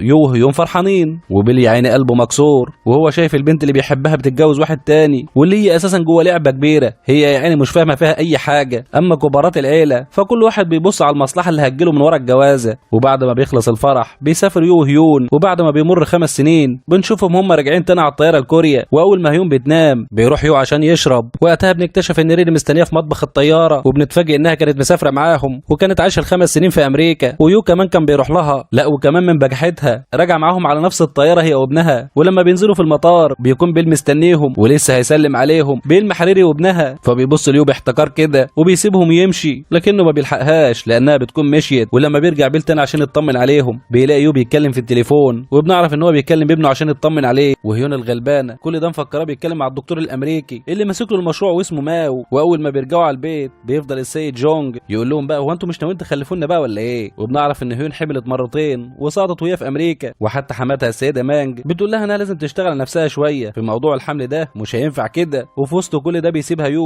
وبيروح يطمن على ابنه ومراته الثانيه او بمعنى اصح عشيقته. وفي يوم هيون بتكون خارجه لوحدها ولكن فجاه بتتعب وهي في الطريق، بس كالعاده بيل بيكون بيراقبها لانه بيكون خايف عليها. ولما بيشوفها تعبانه بياخدها يروح على المستشفى وبتطلع حامل فبتترجى ما يقولش لحد ما الحمل يثبت عشان ما تزعلهمش. وبعد ما بيوصلها البيت بيرجع على الشركه وبيقعد مع مانجا عشان يتناقشوا في موضوع الانتخابات لان عدى خلاص 5 سنين والدوره اللي المفروض يترشح فيها السيد وان هي اللي عليها الدور. وبيل وقتها بيقول لهم ما تقلقوش خالص لانه مصوره قبل كده هو بياخد منه فلوس فلو قرر يعني يغدر بيهم مش هيسيبه. وفي نفس الوقت بنعرف ان العم بيدعم مرشح تاني منافس عشان لو كسب يكون له نفوذ. وكل ده والجد قاعد يتفرج لان الراجل بيشجع اللعبه الحلوه فاللي يفوز فيهم هو يمسك رئيس مجلس الاداره. وبعدها بقى بكام يوم بنشوف هيون اللي بيجي لها اتصال من رقم غريب ولما بترد بتكون ريري يا بجحتك وبتفكرها بنفسها وبتطلب منها يتقابلوا. وفي نفس الوقت ده بيكون بيل بيطلب من شين يدور على ريري بس للاسف مش بيلاقوا لها اي اثر في كوريا كلها. فبيقول بيل للسيده مانجا على كل حاجه واللي بتقول له بس يعرف مكانهم فين وهي هتتصرف. ولسه قاعدين بيتكلموا بيلاقوا هيون داخله عليهم بريري وابنها وقاعدين بيلفوا في البيت ولا كانه بيت ابوهم. وبعدها بنشوف بيل ويو في شركه الادويه وهناك يو تليفونه بيرن فبيرد عليه بيل وبيعرف ان هيون تعبت وراحت المستشفى فبيروحوا لها جري هما الاثنين واللهم صل على النبي كده. بيدخلوا هما الاثنين يلاقوا ريري في وشهم، ده غير السيده مانجا اللي بتيجي هي كمان. والدكتوره بتطمنهم ان الحمد لله الحمل لسه ثابت ولسه يو هيفرح. بيلاقي ابنه داخل عليهم وخلاص كان فاضل تكه ويروح يحضنه ويقول له يا بابا لكن بيل بينقذ الموقف ويشيل الطفل ويطلعه بره. والله ما بقيت فاهمك يا بيل. وبعدها بنشوف السيده مانجا وهي بتاخد ريري بره وهي بتقول لها كلمتين وبس واولهم خاف على حياتك عشان احنا ما بنعترفش بالاطفال غير الشرعيين في عيلتنا. وبتمشي وبيجي لها بيل وهو بيقول لها انا قلت لك 1000 مره بعيدي يلا اشربي. اما بيل فبيفضل يراقب السيد واو وبيلاقيه رايح عند نفس المكان اللي دايما بيروح له وهو سكران بس المره دي بيمشي وراه فبيلاقيه بيقعد عند شجره معينه. وبعد ما بيمشي واو بيروح هو وشين وبيحفروا تحت الشجره دي وللاسف بيكون هو ده المكان اللي مدفون فيه جسم اخوه اللي اتقتل. فبيل قلبه بيتحرق بنار الكره والانتقام اكتر وبيسيب رساله على القبر للسيد واو وهو بيقول له انه رجع كوريا تاني ومش هيسيبه وبياخد الباقي من جسم اخوه وبيحرقه وبيرجع تاني كرامات. وبنعرف ان بقاله فتره بيجي له رسائل تهديد وده اللي بيخلي السيده مانجو تروح له بالليل وتقول له ان تشونج رجع تاني كوريا وعايزه تعرف مكانه. وبعدها بكام يوم بنشوف ريري وهي قاعده في البيت بالليل وفجاه بتلاقي الباب بيتفتح بعنف وبنعرف ان في حد جاي يقتلها لكن بيجي بيل وبينقذها وبيقدر يقتل الشخص ده وبيدخل وبيمسكها من رقبتها وكان هيخنقها وهو بيقول لها انفدي بجلدك لان المره الجايه مش هقدر انقذك. وبعدها بيسيبها ويمشي. اما ريري بقى ما شاء الله عليها فواضح ان ليفل الذكاء عندها معدوم لان اليوم اللي بعده بتروح لبيت هيون وبتقول لها انا عايزه اوريك الراجل اللي انا حبيته وحملت منه وسابني وراح يتجوز واحده تانية الواطي. وطبعا بتوري لها الصور وبتشوف ان الشخص ده هو نفسه يو وكمان بتقول لها انها كانت في امريكا وانها كمان كانت ساكنه جنبهم وانه كان على طول بيروح لها. فهيون ما بتستحملش وبيغمى عليها من الصدمه ولما بتفوق في المستشفى بتعرف ان هي كمان سقطت بس بتفوق هيون وهي شخص تاني خالص. ولما يو بيحاول يعتذر لها ما بتردش عليه وبتقول لبيل ان هي عايزاه في اجراءات قانونيه. وقتها بيخاف يولا تطلب الطلاق لكن هي بتقول انها مش هتطلق وانها عايزه تنقل اسم ابنه من ريري ويتسجل باسم العيله وان هي اللي هتربي الطفل بنفسها. اما ريري فتسافر امريكا وما ترجعش كوريا تاني وطبعا ده بيكون خبر صادم للكل بس السيده مانجي بتحترمها جدا بعد قرارها ده. واليوم اللي بعده على طول بيحاول يتقرب منها يو لكن هي بتقول انها مش طايقه نفسه حتى ومحدش بيكون حاسس بالنار اللي جواها فبتسيب له البيت خالص وبتقرر انها ترجع للقريه اللي اتربت فيها. ومن حظها انها بتعدي على البيت القديم بتاع جو فبتنزل عشان تشوفه وبتتفاجئ لما بتلاقي بيل قاعد هناك. وقتها بتتاكد ان بيل هو نفسه جو زميلها في الثانوي اللي كانت بتحبه وبيل فعلا مش بيخبي عليها حاجه وبيقول لها فعلا ان هو يبقى جو واللي انقذته قبل كده وان هو عرفها من اول ما شافها بس بيطلب منها ما حدش يعرف اي حاجه عن هويته وهي بتوعده. وقتها بيقعدوا مع بعض بعض وبيفضلوا يتكلموا وهم بيفتكروا ذكرياتهم، والاول مره من بعد اللي حصل هيوم بتعيط وبتخرج كل المشاعر اللي جواها. كل ده وبيكون يو بيحاول يوصل لها، لكن هي بتكون سايبه تليفونها في البيت اصلا، فبيفضل سهران مستنيها. اما بيل فبيطلب منها تستناه في العربيه عشان يكمل اللي هو جاي عشانه، وده بيكون ذكرى وفاه ابوه التاني او الراجل اللي رباه بعد موت والده الحقيقي. وقتها بنعرف ان الراجل ده كان عنده ابن اسمه بيل لكنه مات. وبعد فتره ويوم الحادثه بيقدر بيل اللي هو تشونج بياخد مامته وبيروحوا عند اقرب بيت للنهر وبيدخلوا فيه على امل ان هم يتدفوا. وبيدخل عليهم الراجل ده صاحب البيت، ولما بيشوف تشونج قدامه بينادله وقتها باسم ابن اللي مات واللي هو بيل. ومن يومها بيتحول شونج وبيكون بيل، وبيعيش هو ووالدته مع الراجل الطيب ده واللي بيعاملهم احسن معامله، وبيتجوز كمان والدته وبيفضلوا مع بعض لحد ما بيموتوا. وبعد ما بيفوق بيل من الذكريات بيرجع لهيون وبيروحوا هما الاثنين. اما يوفا بيكون متضايق من قربهم من بعض بس ما بيقدرش يتكلم، وبيل حب كمان يسودها على دماغ عم يو، فبيروح الصبح بدري كده للسيد جونج وبيقول له على كل حاجه، وان ابنه سرق الفلوس اللي كانت رايحه للمرشح وان، وانه عمل بلاوي كتير لمصالحه الخاصه. وده بيخلي السيد جونج يتضايق جدا، واول ما بيروح الشركه بيصدر قرار بفصل ابنه من الشركه، وبكده ما عادش غير يو في الشركه، والمفروض ان كل حاجه تبقى في صالح يو. لكن هنقول ايه بقى على الشخص الغبي بالفطره ما شاء الله على ذكائه، اول ما بيعرف ان ريري وابنه اتعرضوا للهجوم بياخد الطفل وبيروح لجده وبيعرفه ان ده ابنه. فطبعا الجد بيتعصب عليه وبيطلع السيده مانج وبيقول لها ما انت ما عرفتيش تربي، وبيزعلها هي وبيل، ومش عارف بيل ذنبه ايه في القصه دي. لكن بتيجي هيون وبتقول انها عارفه كل حاجه وراضيه انها تتبنى الطفل ده، فبيحترم الجد قرارها وبيشكرها كمان على التضحيه. وفي نفس الوقت السيد واو بيرجع ينخرب تاني في موضوع تشونج بعد كميه الرسائل اللي كانت بتوصل له، لحد ما بيقدر يوصل لبيت بيل القديم، وهناك بيعرف من الجيران ان بيل مات وهو طفل اصلا، وابوه اتجوز واحده كان معاها طفل وسماه بيل، وكان لسه خلاص واو هيتصل بالسيده مانج عشان يقول لها على اللي عرفه. بيظهر له بيل ويضربه على دماغه، وقتها طلع واو سكينه وكانوا هيتخانقوا، لكن بيل بيعرفه ان عنده سر خطير جدا وممكن يقوله ليو، والسر هو ان والد يو الحقيقي هو السيد واو. منك يا واو، طلعت واو فعلا. وساعتها واو بينزل على ركبته وبيترجى ما يعرفوش، فبيل بيطلب منه يمشي ويقول للسيده مانج ان تشونج مات في حادثه. وفعلا لما بيرجعوا هما الاثنين بيقدروا يحبكوا الدور على السيده مانج واللي بترتاح جدا بخبر موته، ولان قلبها حنين وطيب فبتعمل له عزاء عداء كده هي وبيل والسيد واو، يقتلوا القتيل ويمشوا في جنازته. واخيرا بعد معاناه 5 سنين نتيجه الانتخابات بتظهر وبيفوز السيد وان، والسيد جونج بيعمل له عزومه محترمه هو والعيله عشان يحتفلوا. فبيخرج السيد وان وبيل عشان يسلموا الفلوس، وبيسلموها وبيدخلوا ولسه هيقعدوا بيلاقوا الاخبار كلها ملهاش سيره غير ان السيد وان خد رشوه بمبالغ ضخمه جدا من عيله جونج. وللاسف الفرحه بتتقلب غم على الكل، ومحدش بيبقى عارف الضربه دي جات له منين، بس من ابتسامه والد يو بنعرف ان هو اللي عمل الحركه الزباله دي. وطبعا الشرطه بيقبضوا على السيد وان خلال يومين، وخصوصا انه ما قدمش اي تفسيرات ولا حتى مبررات. ويوم في الوقت ده بتبقى مصدومه وان ازاي باباها يعمل كده، والدنيا كلها بتتقلب على دماغهم. لكن بيل بيقترح ان السيد وان يعمل نفسه تعبان وينقلوه على المستشفى على ما يقدروا يتصرفوا، وفعلا بيروح على المستشفى بيروح الجد عشان يزوره، وهناك بيتكلم معاه وبيديله كتاب عن الشعر واسمه اللقاء الاخير، وبيكون كل كلام الجد فعلا عن اللقاء الاخير، وبيقول له انه دلوقتي حط الكل في موقف وحش وهو الوحيد اللي يقدر يخرجهم من الموقف ده. وبعد ما بيسيبه يمشي بتدخل هيون ووالدتها عشان يطمنوا عليه، فبيقول لهم انه تعبان وعايز ينام، وهم نازلين بيقابلهم بيل، ولما بيعرف ان الجد كان عنده بيترعب حرفيا وبيحس ان في حاجه غلط، فبيطلع جري على اوضه السيد وان وبيلاقي ان الاوضه مقفوله من جوه وهيون بتطلع وراه. لكن بيل بيتفزع لما بيدخل الاوضه وبيشوف اللي حصل، وبعدها بنتفاجئ بهيون وهي حزينه وعيلتها كلهم، وده بسبب وفاه ابوها السيد وان، وبيعملوا له جنازه صغيره جدا ما بيحضرهاش غير افراد العيله وبيل ويو، لان دي كانت وصيه السيد وان. وفي اخر اليوم بتشكر والده هيون بيل انه نفذ وصيه السيد وان ومحدش حضر الجنازه غيرهم، وهيون بتقول لابوه انها تفضل هنا كام يوم لانها مش طايقه تبص في وشه. اما بيل فبيروح يقابل شين وهو حزين، وبيقولوا ان هو لقى تليفون السيد وان جنب منه في اوضه المستشفى، وده بعد ما انقذه لانه لقى شانق نفسه في الاوضه. ولما بيل بيراجع التليفون بيلاقي ان كله تسجيلات صوتيه مسجله سجلها السيد وان لناس مهمه جدا في البلد، ومنهم كمان تسجيلين للسيد جونج لما زاره في المستشفى وطلب منه يخلص على نفسه. والمفاجاه بقى ان احنا بنلاقي تسجيل صوت اليو، وبنعرف ان هو راح زار السيد وان وهو اللي قال له صراحه كده ينتحر بدل ما هيعرف بنته هيون بالاتفاقيه اللي عملها مع حماتها وجوزها. وهنا بنعرف ان في 2 حرضوا السيد وان على الانتحار. بعدها بيل بيقول لشين انه يحذف كل الريكوردات اللي موجوده بعد ما يحتفظ بنسخه منهم، وما يسيبش بس غير التسجيل الصوتي بتاع السيد جونج. وبعدها بيتصل بهيون وبيطلب منها يتقابلوا، فبتوافق وبتنزل تستناه قدام البيت، وهي بتفتكر كل ذكرياتها مع باباها لما كانوا بيقعدوا يتكلموا سوا ويضحكوا مع بعض، واخر مره قابلته فيها ولما راحت وسالته لو كان فعلا خد فلوس عشان الانتخابات، وبتتمنى الوقت يرجع تاني وتعتذر لباباها عن كل حاجه. وبيجي بيل وبتركب معاه هيون في العربيه، وساعتها بيعزيها تاني وبيديها الكتاب اللي كان مع باباها قبل ما يموت، وبيقول لها انها لو عايزه تعرف باباها مات ازاي ومين السبب هو هيقول لها، وبيديها التليفون بتاع باباها وبيشغل لها التسجيل الصوتي بتاع جونج. وبعد ما بتسمعه بتنهار لانها بتعرف ان هو اللي خلى باباها ينتحر، وبتطلع من العربيه وهي وهي منهارة وبتفضل تعيط،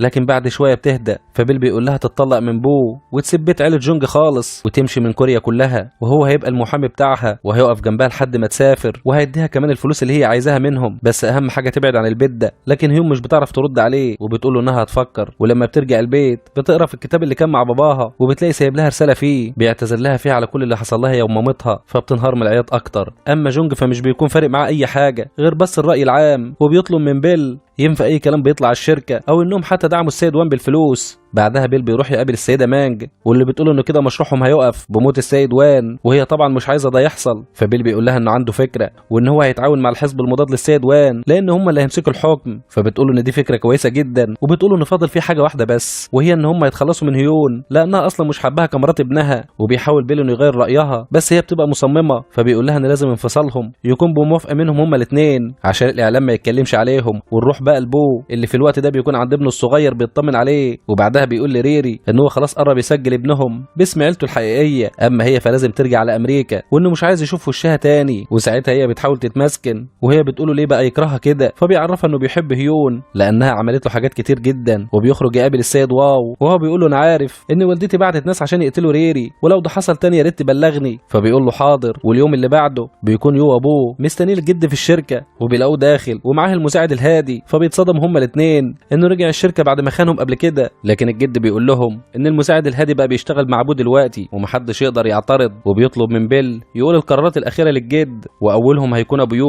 هيتنقل من الشركه دي عشان يشتغل كمندوب مبيعات في فرع ميامي، وده كعقاب ليه لانه اتدخل في خطه السيد وان، وبنكتشف ان هو اللي بلغ الاعلام بخطتهم وفضح الراجل. وطبعا الخبر بيكون زي الصدمه عليه وباباه اللي مش بيقدر يعترض. اما بقى ابوه فبيتعين هو كنائب رئيس مجلس الاداره في شركه الادويه، وده اللي كان نفسه فيه اصلا من الاول. وبعدها بيروح بوه على المكتب الجديد بتاعه وبيجي له الدكتور اللي شغال على المشروع السري بتاعه، وبيقولوا ان هم خلاص قربوا يوصلوا لعلاج كويس جدا لسرطان الثدي، لكن بيقاطعهم يو وبيقول له بو ان خلاص مسافر، بس بيطلب منه يحذر من بيل وان هم كانوا ممكن يتنافسوا كاولاد عم طبيعيين. لكن بو مش بيهتم بكلامه وبيطلب منه يخرج من المكتب. فيو لما مش بيلاقي طريقه يحرق دمه بيهدده انه ممكن يعرف هيون بان جوازه منها كان خطه ويقول لها على كل حاجه. وقتها ابو حذره انه يبعد عن مراته، فبيتضايق جدا وبيسيبه يمشي وبيروح لبيل بسرعه وهو بيقول له انه خايف هيون تعرف اي حاجه. لكن بيل بيطمنه وبيرجعوا على البيت. في الوقت ده بترجع هيون على بيت بو والكل بيتصدموا اولهم بيل واللي بيتاكد انها مش هتتطلق، وبيروحوا عشان يحيوا الجد واللي بيقول لهيون سيبك من ابوك اللي مات وركزي في حفيد اللي في بطنك، وبيقول لها انه هيديها عدد كبير من الاسهم كهديه للطفل. لكن هيون بتصدم الكل وبتقول لهم انها سقطت. فالسيده مانج بتقول لها في سرها يا بنت الغداره لانها ما كانتش عاوزاها تعرف الجد دلوقتي، وطبعا بيهزقهم كلهم. لكن هيون بيكون عندها ثبات غريب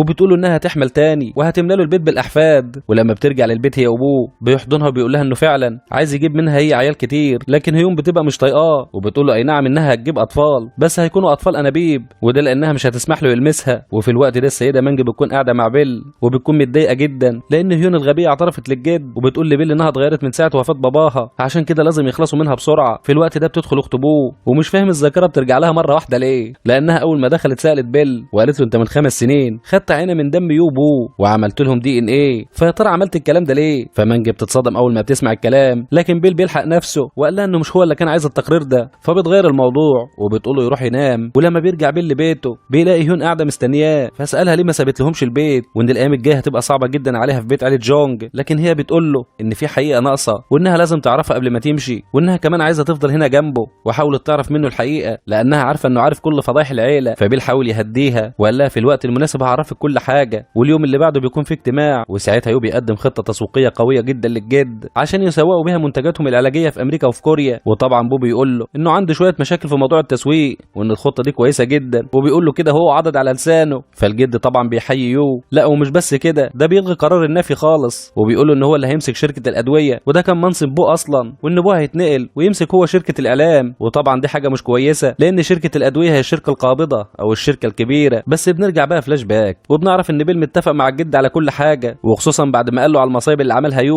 وفي وقتها الجد بيقول لهم على الرغم من كده فهو هيخلي شركة الإعلام هي الشركة القابضة، وهيشيل جزء كبير من أسهم شركة الأدوية ويديها لبوه، وبكده بوه يبقى معاه أسهم أكتر من يو. ودي كانت خطتهم عشان في الدورة الجاية يو هو اللي هيمسك رئيس مجلس الإدارة، وبكده يو مش هيقدر يفضح بوه ويقول له هيون على موضوع خطة جوازها، وفي نفس الوقت يكون خد المنصب اللي هو عايزه بس اتاخد منه الأسهم بتاعته. لكن طبعا الكلام ده ما بيعجبش مانج اللي بتزعق مع بوه وبتقول له إن عمل كل ده عشان يو ما يفضحوش عند هيون، وبتسأله لو جه في وقته خيروه ما بين الشركة وما بين هيون هيختار مين، فبيقول لها بكل ثقة إن هياخدهم هما الاتنين غصب عن أي حد، وإنه ولا هيقدر يفرط في الشركة ولا في هيون. وبعدها بيقوم يشرب مع بيل وبيكون واضح إن فعلا بوه عايز يكمل الباقي من حياته مع هيون، وإنه ندمان على كل الوقت اللي خانها فيه. في الوقت ده بتقعد هيون مع مانج ونقدر نقول إنها تعتبر بتهددها لأنها عارفة إن بوه مش من عيلة جونج، وفي المقابل إنها عايزة تشتغل في الشركات بتاعتهم وكمان تمسك منصب كبير، وده اللي بيضايق مانج جدا، لكن بتضطر توافق. وعلى الرغم من كده من جواها بتبقى مبسوطة إن هيون بدأت تعرف إزاي تاخد حقها، ولأن عرق الهبل منتشر في العيلة فرجعت تضايق تاني جدا لدرجة إنها قعدت تكسر في الأوضة. بس هيون بتكون ثابتة ثبات فظيع،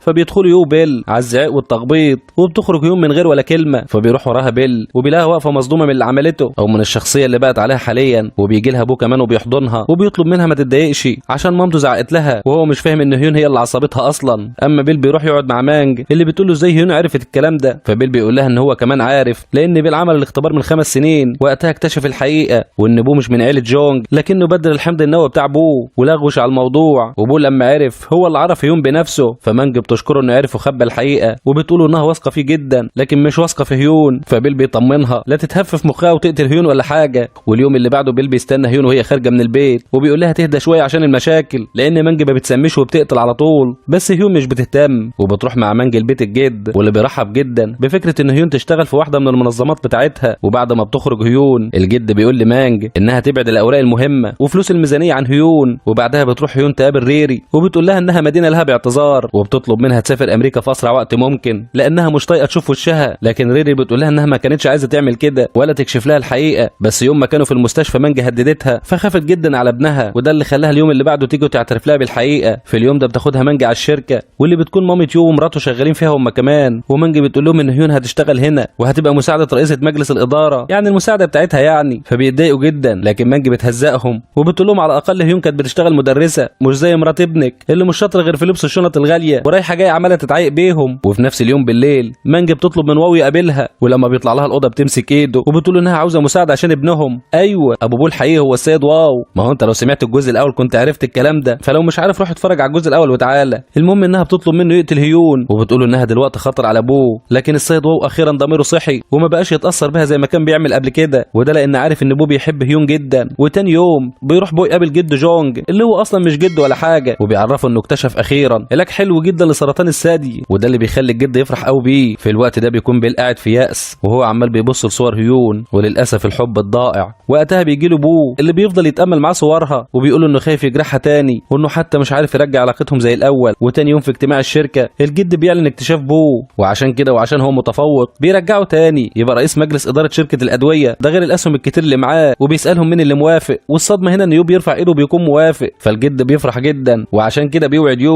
انه لما يرجع من السفر هيكون هو النائب بتاع بو. والصدمه بيكون قويه جدا على والد يو لكن ما بيقدرش يقول حاجه. اما بو فبيبقى فرحان قوي لان يو بقى اخيرا عارف مصدر قوته، لكن بيل بيقول له ما يفرحش قوي كده لان يو بيحاول يخرج من تحت سيطره باباه عشان يبقى رئيس، يعني لسه العداء موجود زي ما هو بس هو عايز يستقل. فكده بعد ما كان ليه عدو واحد بقى ليه عدوين، وساعتها بيدخل عليهم يو بيقعد معاهم وبيطلب من بيل يسيب الاوضه ويخرج، لكن بيل بيستفزه كالعاده وبيقول له مالكش حكم عليا، فبيقول له ان هو بقى المدير بتاعه. بس في النهايه ابوه هو اللي بيخرج، فبيقوم بيل وبيقفل الباب وهو بيقرب من يو وهو بيقول له بقول لك ايه يالا، السيد وان قبل ما يموت الله يرحمه سجل الحوار اللي دار ما بينكم، وبيعرفه ان هو اللي حرضه على الانتحار، يعني بالبلد كده لو هو عايز يأذيه فهو هينفخه، وبيطلب منه يحترم نفسه ويستنى اوامره. فيو بيخرج من عنده وهو هيموت من الرعب وبيروح على طول على والده عشان يحس بالامان، بس بيكتشف ان باباه عارف وبيمسكه بعصايه البولينج وبيفضل يضرب فيه لحد ما يبقى له صاحب. وهنا بجد يو بيصعب عليا جدا لانه مش عارف يلاقيها منين ولا منين، وبعد ما الحاج خلص فيه ضرب قال له ينفذ كلام بيل بدل ما يتفضحوا. في الوقت ده بيتصل السيد واو بابوه بعد ما اكتشف ان والدته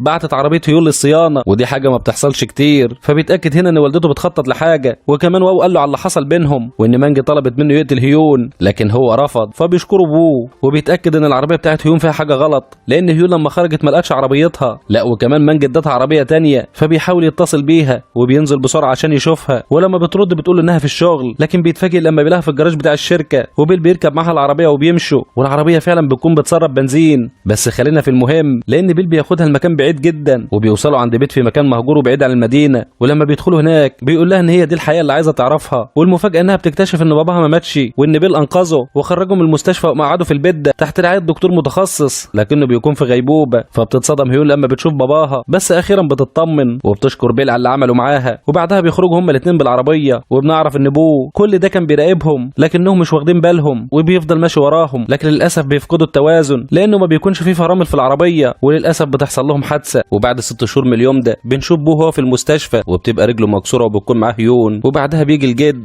وبيروح يطمن على بيل اول واحد، اللي بنعرف انه من يوم الحادثه هو في غيبوبه لان هو اللي خد كل اضرار الحادثه. وبعدها بيروح لبوه بيطمن عليه. وقتها بوه بيطلب من جده ما يجيش تاني لان بيل مش هيفوق من زيارتهم ليه. اما هيون بتقعد مع بيل وبتكون حزينه جدا وزعلانه، وبتفتكر يوم الحادثه وقت ما العربيه كانت بتتقلب، انه ما اهتمش باي حاجه ولا حتى بنفسه، لكن كان مهتم بس انه ينقذها ويحميها، والاول مره بتحس بحبه ليها. وبعدها بتروح تقابل بوه. في الوقت ده بتكون اخته قاعده معاه، وبيسالها من 5 سنين لما كانوا هنا في المستشفى ان في شخص اسمه تشوي عمل تحليل دم، بس هي بتقول له لا لان الوحيد اللي عمل تحليل معاه كان بيل. فبيتصدم شويه كده لحد ما بتيجي هيون فبيحضنها وبيطلب منها تفضل جنبه، وهي بتقول له حاضر. وبيفتكر برضه يوم الحادثه وانه لما وصل العربيه كانت قلبت بيهم، وهو اللي بلغ الاسعاف بالحادثه، واتصل برضه بالسيد واو عشان يجي، وكأن هو اللي بلغ الاسعاف. وبيسوق العربيه بتاعته بسرعه كبيره، ولكن بينزل منها قبل ما تخبط في عربيه بيل، والصدمه انها بتنفجر. يعني ستر ربنا انه وصل في الوقت المناسب وانقذهم منها. ولما السيد واو بيساله انت بتعمل كده ليه، فابوه بيقول له عشان مامته ما تفكرش تقتلهم تاني. وبنرجع للوقت الحاضر، وبيكون الاعلام كله ملوش سيره غير قضيه الفساد والاختلاس اللي عملها بابوه. والجد طبعا بيفضل يزعق له وبيقول له لو كان بيل لسه فايق كان زمانه انقذهم. في الوقت ده بتكون السيده مانجا عند بيل، وبتحط ايديها على وشه وبتفضل تعيط، وهي بتطلب منه انه يفوق عشان هي كده بدات تتعب من غيره، وكل حاجه هتتهد على دماغهم. وبيجي بوه هو كمان وبيحاول يهون على مامته. واول ما بيرجعوا البيت بوه بيواجه والدته وبيقول لها انه عارف ان هو مش ابن عيله جونج، لكن هي بتقوله على الرغم من كده لازم برضه يفضل في العيله دي. فبيسالها مين باباه الحقيقي، فبتقوله ان الاب الوحيد اللي لازم يعرفه هو السيد مان، وطلبت منه ما يفتحش الموضوع تاني. وقتها بيقول لها حاضر، بس بيحذرها انها تقرب تاني من هيون لانه عارف ان كل اللي حصل لها ده كان بسببها. وبعدها بتنادي على هيون وبتقعد معاها، وسالتها مانجي هي عايزه ايه بالظبط، لكن هيون بتقول لها انها عايزه تعيش حياه هاديه وبسيطه مع حبيبها وجوزها بوه. فمانجي بتصدقها، وخصوصا بعد ما هيون بتعتذر لها وبتقول لها انها بتحاول بس تكسب ودها مش اكتر من كده. ولما بترجع هيون لاوضتها لاول مره من فتره تروح تحضن بوه بعد كل المشاكل اللي حصلت لهم، وهو بيحاول يهون عليها. وفي نفس اليوم بالليل بتخرج مع اصحابها عشان تغير جو،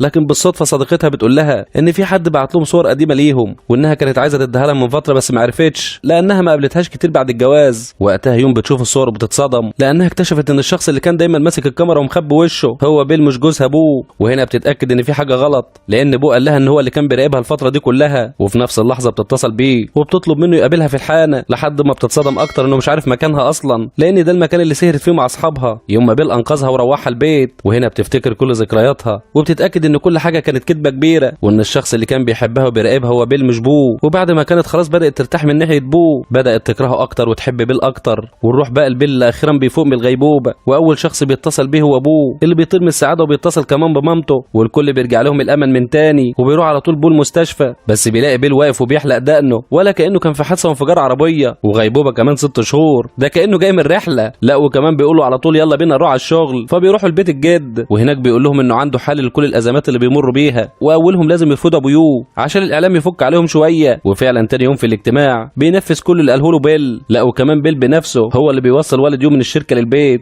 بس هم في الطريق بيل بيهدده وهو بيقول له يبعد عن طريقه بدل ما يندموا على ابن المتخلف يو. ولما بيرجع بيل للبيت بيلاقي مانجي مستنيه بالاحضان وبتكون طايره من السعاده برجوعه. وتاني يوم بيقابل بو في الشركه، وقتها بو بيساله سؤال وجودي، هو انت ليه بتساعدني؟ فبيل بيرد عليه باجابه غامضه وهو بيقول له عشان ابقى صديق الريس. بس بو بدا يشك في بيل وبدا يسترجع كل شريط ذكرياته، وخصوصا بعد ما اخته قالت له على موضوع التحليل اللي عمله من 5 سنين وان محدش اكتشف حاجه. وبالفعل كلم دكتور التحليل بتاع العيله، وبنعرف انه كان طلب منه يعمل تحليل دي ان ايه لبيل. فالدكتور قال له ان التحليل خلص وهيبعت له نسخه. وفي نفس الوقت لما بيرجع بيل للبيت بيلاقي هيون قاعده مستنياه، وعلى طول بتواجهه بالحقيقه وان هو الشخص اللي كان بيراقبها وكان بيروح وراها في كل حته، وان هو برضه الشخص اللي انقذها يوم ما كانت سكرانه وروحها للبيت مش بوه. وفعلا بيل بيقول لها ايوه، فبتفضل تقول له هم ليه وصلوا للنقطه دي ومين السبب. والاول مره في حياتنا بتشوف بيل بيعيط، لكن بتوصل السيده مانج وتقول لهم بتعملوا ايه يا كتاكيت. لكن بيل بيلحق الموقف كالعاده وبيقول لها انها كانت بتساله على حاجه، بس الغريبه ان مانجي بدات تغير من هيون وقالت لها ممنوع عليك تيجي هنا تاني، لان ممنوع مرات الابن تيجي اوضه اخو جوزها. فبتعتذر هيون وبتمشي.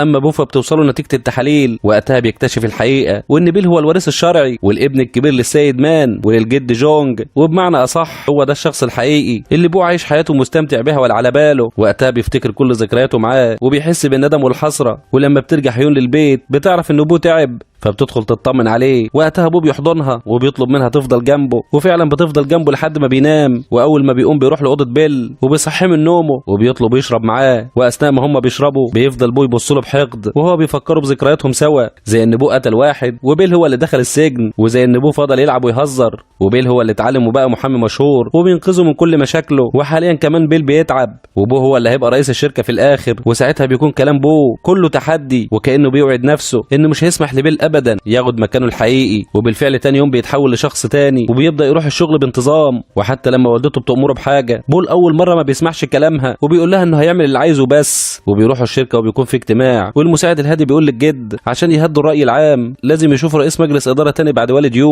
وبيشيد للجد اكتر بابوه، وخصوصا ان يو والده مرفوض ومش محبوب اساسا. لكن المفاجاه ان الجد بيقول ان هو مش واثق فيهم هما الاثنين، وطلب منه يحط اسمه ضمن المرشحين لرئاسه مجلس الاداره. بعدها بيقعد بو مع رئيس الدكاتره واللي بيقول له ان لا علاج لامراض جديده والمشروع اللي هو عايزه هيكون جاهز قريب جدا. وبيساله الدكتور امتى هيعرفوا بيل بالموضوع، لكن بو بيقول له مش دلوقتي خالص. وقتها على طول بيتصل بيل بابوه وبيطلب منه يجي له مكتبه. ولما بيوصل بيل بيقول له مع احترامي الكامل لخصوصيتك بس المشروع اللي انت شغال عليه جامد جدا، ولو عرفته لجدك دلوقتي هتمسك انت رئيس مجلس الاداره. فبو بيبص لبيل كده بنظره اللي هو انت عرفت منين. فبيل بيقول له عيب عليك، مش انا اللي تخفى عليا حاجه زي دي. وبعدها بيخرج بو بيتصل بهيون عشان يقابلها، لكن بيلاقيها في الشركه مستنيه يقابله وبيمشوا سوا وبيروحوا برضه لنفس البيت. وبعد ما بيمشوا بيل بيروح للبيت ده واللي المفروض فيه والد هيون، وبيدخل بو من غير حتى ما يستأذن وهو على اخره، لكنه مش بيلاقي حد. وقتها الدكتور بيهزقه وبيعرفه انه عارض البيت للبيع والسيده هيون جت عشان تشوفه، فبيتكسف جدا من نفسه. اما بيل فبيكون حاسس بالقلق على السيد وان، وعشان كده نقله للبيت عند زوجته عشان تخلي بالها منه. وبعدها بيل بيرجع للبيت وبيكون شيل مديله فلاشه للكاميرا اللي في اوضته في المستشفى فتره الغيبوبه، وبيعرف ان هيون كانت كل يوم عنده بتزوره وهي منهاره من العياط. لكن برضه بيل بيدوس على قلبه وبيحذف كل ده عشان يركز اكتر. اما يوفا بيرجع لوالده وبيطلب منه المساعده عشان يفوز على ابوه اللي عمال يتطور ويعلى عليه. وفجاه بيل بيصحى على منشور بيقول ان ابوه ابن غير شرعي. ولما بيل بيدور في الموضوع بيعرفوا ان ريري لها يد في الموضوع، فعلى طول بيروح لها البيت.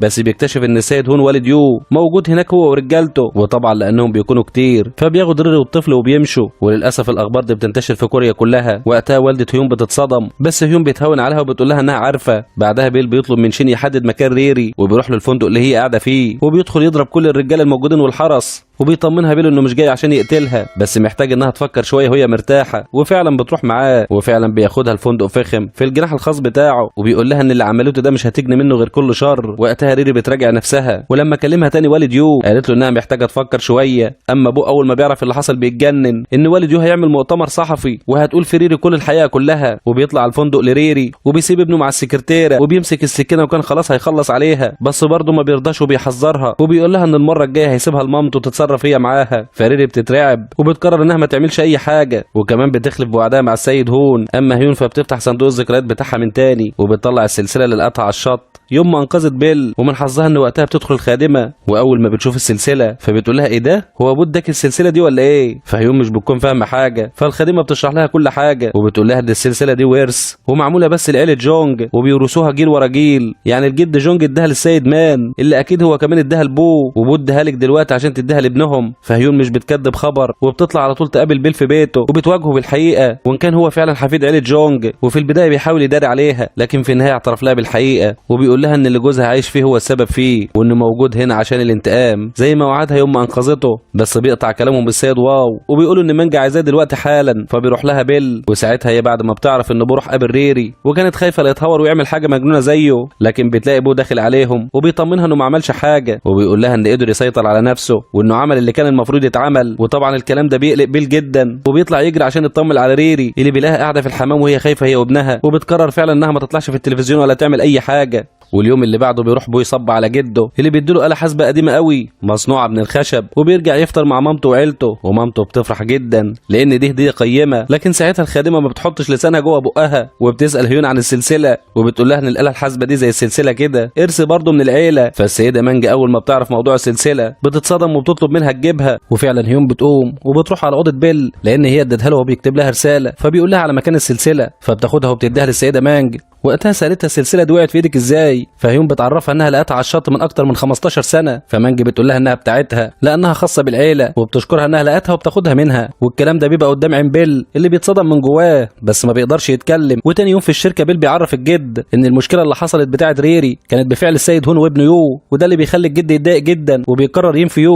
للمصانع في منامار، ودي منطقه ناميه، والجد ما بيقبلش نقاش في الموضوع ده خالص. وبعدها بيروح يو يتكلم مع ابن عمه وبيقول ان هو خلاص مسافر وان الساحه دلوقتي بقت فاضيه قدامه، لكن برضه بيحذروا من بيل لانه عامل زي التعبان ومتاكد ان هيجي يوم ويلدغه. لكن بو بيعمل نفسه مش مهتم، لكن من جوه عارف ومتاكد ان بيل بيعمل كل ده عشان ينتقم لعيلته. وعلى طول وقتها بيروح بو للبيت اللي قاعد فيه شين، وبالصدفه بيكون بيل هناك، فبيطلعوا شين وبيل وبيفضل يراقبهم بالكاميرات، وبنكتشف ان بو جاي عشان يشتري ولاء شين. وقتها بيل بيشك ان بو يكون عارف الحقيقه وان بيل هو ابن السيد مان. بعدها بيروح بو لمامته، وعشان يخفف الالم والحقد اللي جواه بيطلب منها السلسله، فهي بتديها له على انها ورث لعيلته اللي هو اصلا مش منها. وبعدها بيروح في اوضه السيد واو وبيقول له انه عارف انه حضر جنازه تشوان مع مامته هو بيل، لكن بيل يبقى الابن الحقيقي للسيد مان. وبيقولها وهو بيعيط، وبيطلب من السيد واو انه يراقب بيل الفتره الجايه، وطبعا واو بيوافق. واليوم اللي بعده بيل بيتصل ببوه وبيقول له ان هو هيعرف يون على كل حاجه، وان جوازهم كان من تخطيطه. وطبعا بو بيتجنن، لكن بيل ولا بيهتم بيه، وبيقفل التليفون وبيروح يقابلها وبيطلب منها يتغدوا سوا، وبتقفل تليفونها هي كمان لان بو بيفضل يتصل بيهم. وبعد الاكل بياخدها على البيت اللي قاعد فيه شين، او بمعنى اصح المقر بتاعهم، وهي اول واحده بيفتح قدامها الباب السحري اللي بيدخلهم على المكان السري واللي فيه كل المعلومات. وساعتها بيشغل لها البروجيكتور اللي فيه صورها كلها من وهي طفله، والملف اللي عليه كل حاجه خاصه بيها، وبيبدا يحكي لها على كل حاجه وانه كان السبب في الجوازه دي من الاول. فهيون بتتصدم من كلامه لدرجه انها بتقعد تعيط. فبيل اول مره بيحضنها وبيفضل يعتذر لها، وهو بيقول لها انه فعلا بيحبها. وفي الوقت ده بيجي بول بيت شين وبيفضل يخبط ويرزع وينادي عليها. وقتها بيطلع له شين فبيساله هو بيعمل ايه هنا. في الوقت ده هيون بتبعد عن بيل وبتقول له ان هو خاين زيهم كلهم، وبتفضل تعيط لحد ما بتخرج لبوه اللي بتقول انها بتكرهه، بس هي دلوقتي مرتاحه عشان عرفت الحقيقه كلها. وبعدها بتسيبهم وبتمشي، وبوه هو كمان بيكون منهار لانه مش عايز يخسرها. اما بيل فبيقول لشين انه خلاص جه الوقت عشان ينفذ الخطه الاخيره، مع ان شين بيحذره ان ده مش وقتها، لكن مفيش فايده. وبتكون الخطه الاخيره ان شركه الادويه هي اللي هتسيطر على باقي الشركات، وبعدها لازم يعملوا اعاده تقسيم للاقسام، وبكده يقدر بيل انه يكون المدير. وبيل بيطلب من شين انه يشتري كل الاسهم اللي يقدروا عليها عشان لما يجي الوقت المناسب يكون صاحب اكبر عدد من الاسهم في الشركه. وفي الوقت ده بنشوف الجد هو قاعد مع مانج وهو بيهزقها وبيقول لها ان ده مش وقت اي خلافات ما بين بو وهيون، وده طبعا عشان الاعلام، وبيطلب منها تواسي هيون الفتره دي وبعد كده يبقى ارموها في اي مصيبه. بس بيلاقي هيون داخله عليهم وهي منهاره وبتقول للجد انها عايزه تعرف الحقيقه، ومش بس كده دي كمان بتهدده وبتشغل قدامه التسجيل الصوتي بتاعه لما كان مع ابوها قبل ما يموت. بس الجد ولا بتتهز منه شعره، لا وكمان بيهزقها وانها ازاي استجرت تهدده. فبترجع هيون على البيت وهي على اخرها وبتفضل تشرب لحد ما بيجي بوه. وقتها بيغمى عليها فبيشيلها وبيدخلها اوضتها. اما مانج فبتقعد مع بيل وبتتخانق معاه، وهي بتقول له ازاي يعمل كده وازاي يسيب تسجيل مهم زي ده في ايد هيون وهو اصلا بيكون قاصد كل ده. وبيقوم من هنا بيلاقي بوه مستنيه في اوضته وبيساله هو قال ايه بالظبط لهيون، فقال له انه عرفها كل حاجه من طقطق لسلام عليكم. ولما بيحاول بوه يزعق له فبيل بيقول له بقول لك ايه يا دي انت، انا اساسا مش مهتم باي حاجه بتحصل دلوقتي وانت تستاهل عشان ما حافظتش عليها، ويا ريت بقى تعيش حياتك من غير كذب. واليوم اللي بعده في اجتماع مجلس الاداره بيقول لهم ان في مشاكل كتيره وان الاعلام ضغط عليهم جدا، وده هيخلي ان احتمال كبير الفتره الجايه يعيد تقسيم الاداره من تاني. ده غير انه اتبرع بمبلغ 50 مليون دولار لمنظمات مختلفه، وبنعرف ان كل ده خطه بيل. وبعدها بيبدا كل واحد ينشغل في حياته ويشوف هو هيعمل ايه والحاجات اللي بيسعى لها، لان قرار اعاده تقسيم الشركه ده قرار كبير جدا. اما بوفا بيروح لبيل وبيقول انه جات له فكره علاج للزهايمر، والفكره دي حلوه جدا، وبيل وقتها بيحييه عليها. فابو بيقول له انه محتاج التحيه دي في اجتماع مجلس الاداره الجايه، ولازم يمجده زي ما بيعمل على طول عشان هو اللي هيمسك رئيس مجلس الاداره. وبيعرفه انه رايح عشان يقضي يوم في المزرعه. وفعلا اليوم اللي بعده بيل بيروح معاه وبيفضلوا يلعبوا لعبه اطلاق النار، وبتكون عيون بو كلها شر لدرجه انه بيوجه البندقيه على بيل اللي ما بيهتمش خالص وبيفضل ينشن، وبيكون شاطر جدا في النشان زي ما هو شاطر في كل حاجه كالعاده. وبيكون معاهم السيد واو، وبعدها بيقعدوا يرتاحوا، وبيل بيقول للسيد واو ان مده شغله خلاص انتهت وبيطلب منه يقدم استقالته. وطبعا واو ما بيقدرش يعمل حاجه لان بيل ممكن يفضحه يفضحه ويعرف بوه انه يبقى ابوه الحقيقي. ولما بيرجعوا على البيت تاني بيلاقوا مانج ماسكه التورته وبتحتفل بابنها ابوه، لانه خلاص هو اللي مسك نائب رئيس مجلس الاداره بعد ما يوت نفى. وبعد ما بيطلعوا على الشركه بو بيستلم المكتب بتاعه الجديد وبيقعد هو وبيل والمساعد الهادي وبيقول لهم بو انه محضر لهم مفاجاه. وهوب بيدخل عليهم يو وبيقول لهم انه قرر ان ابن عمه هيفضل معاه ويشتغل معاه ويفضل في ظهره. وطبعا الخبر ده بيزعج بيل جدا، فبيروح على طول لشين اللي بيبلغه انه لقى مصيبه. ولما بيراجعوا كاميرات المستشفى بيكتشف ان بو اخد عينه من شعر بيل، وكده بيتاكدوا انه عرف الحقيقه وان بيل يبقى ابن السيد مان الحقيقي. وعشان كده بيل بيجهز نفسه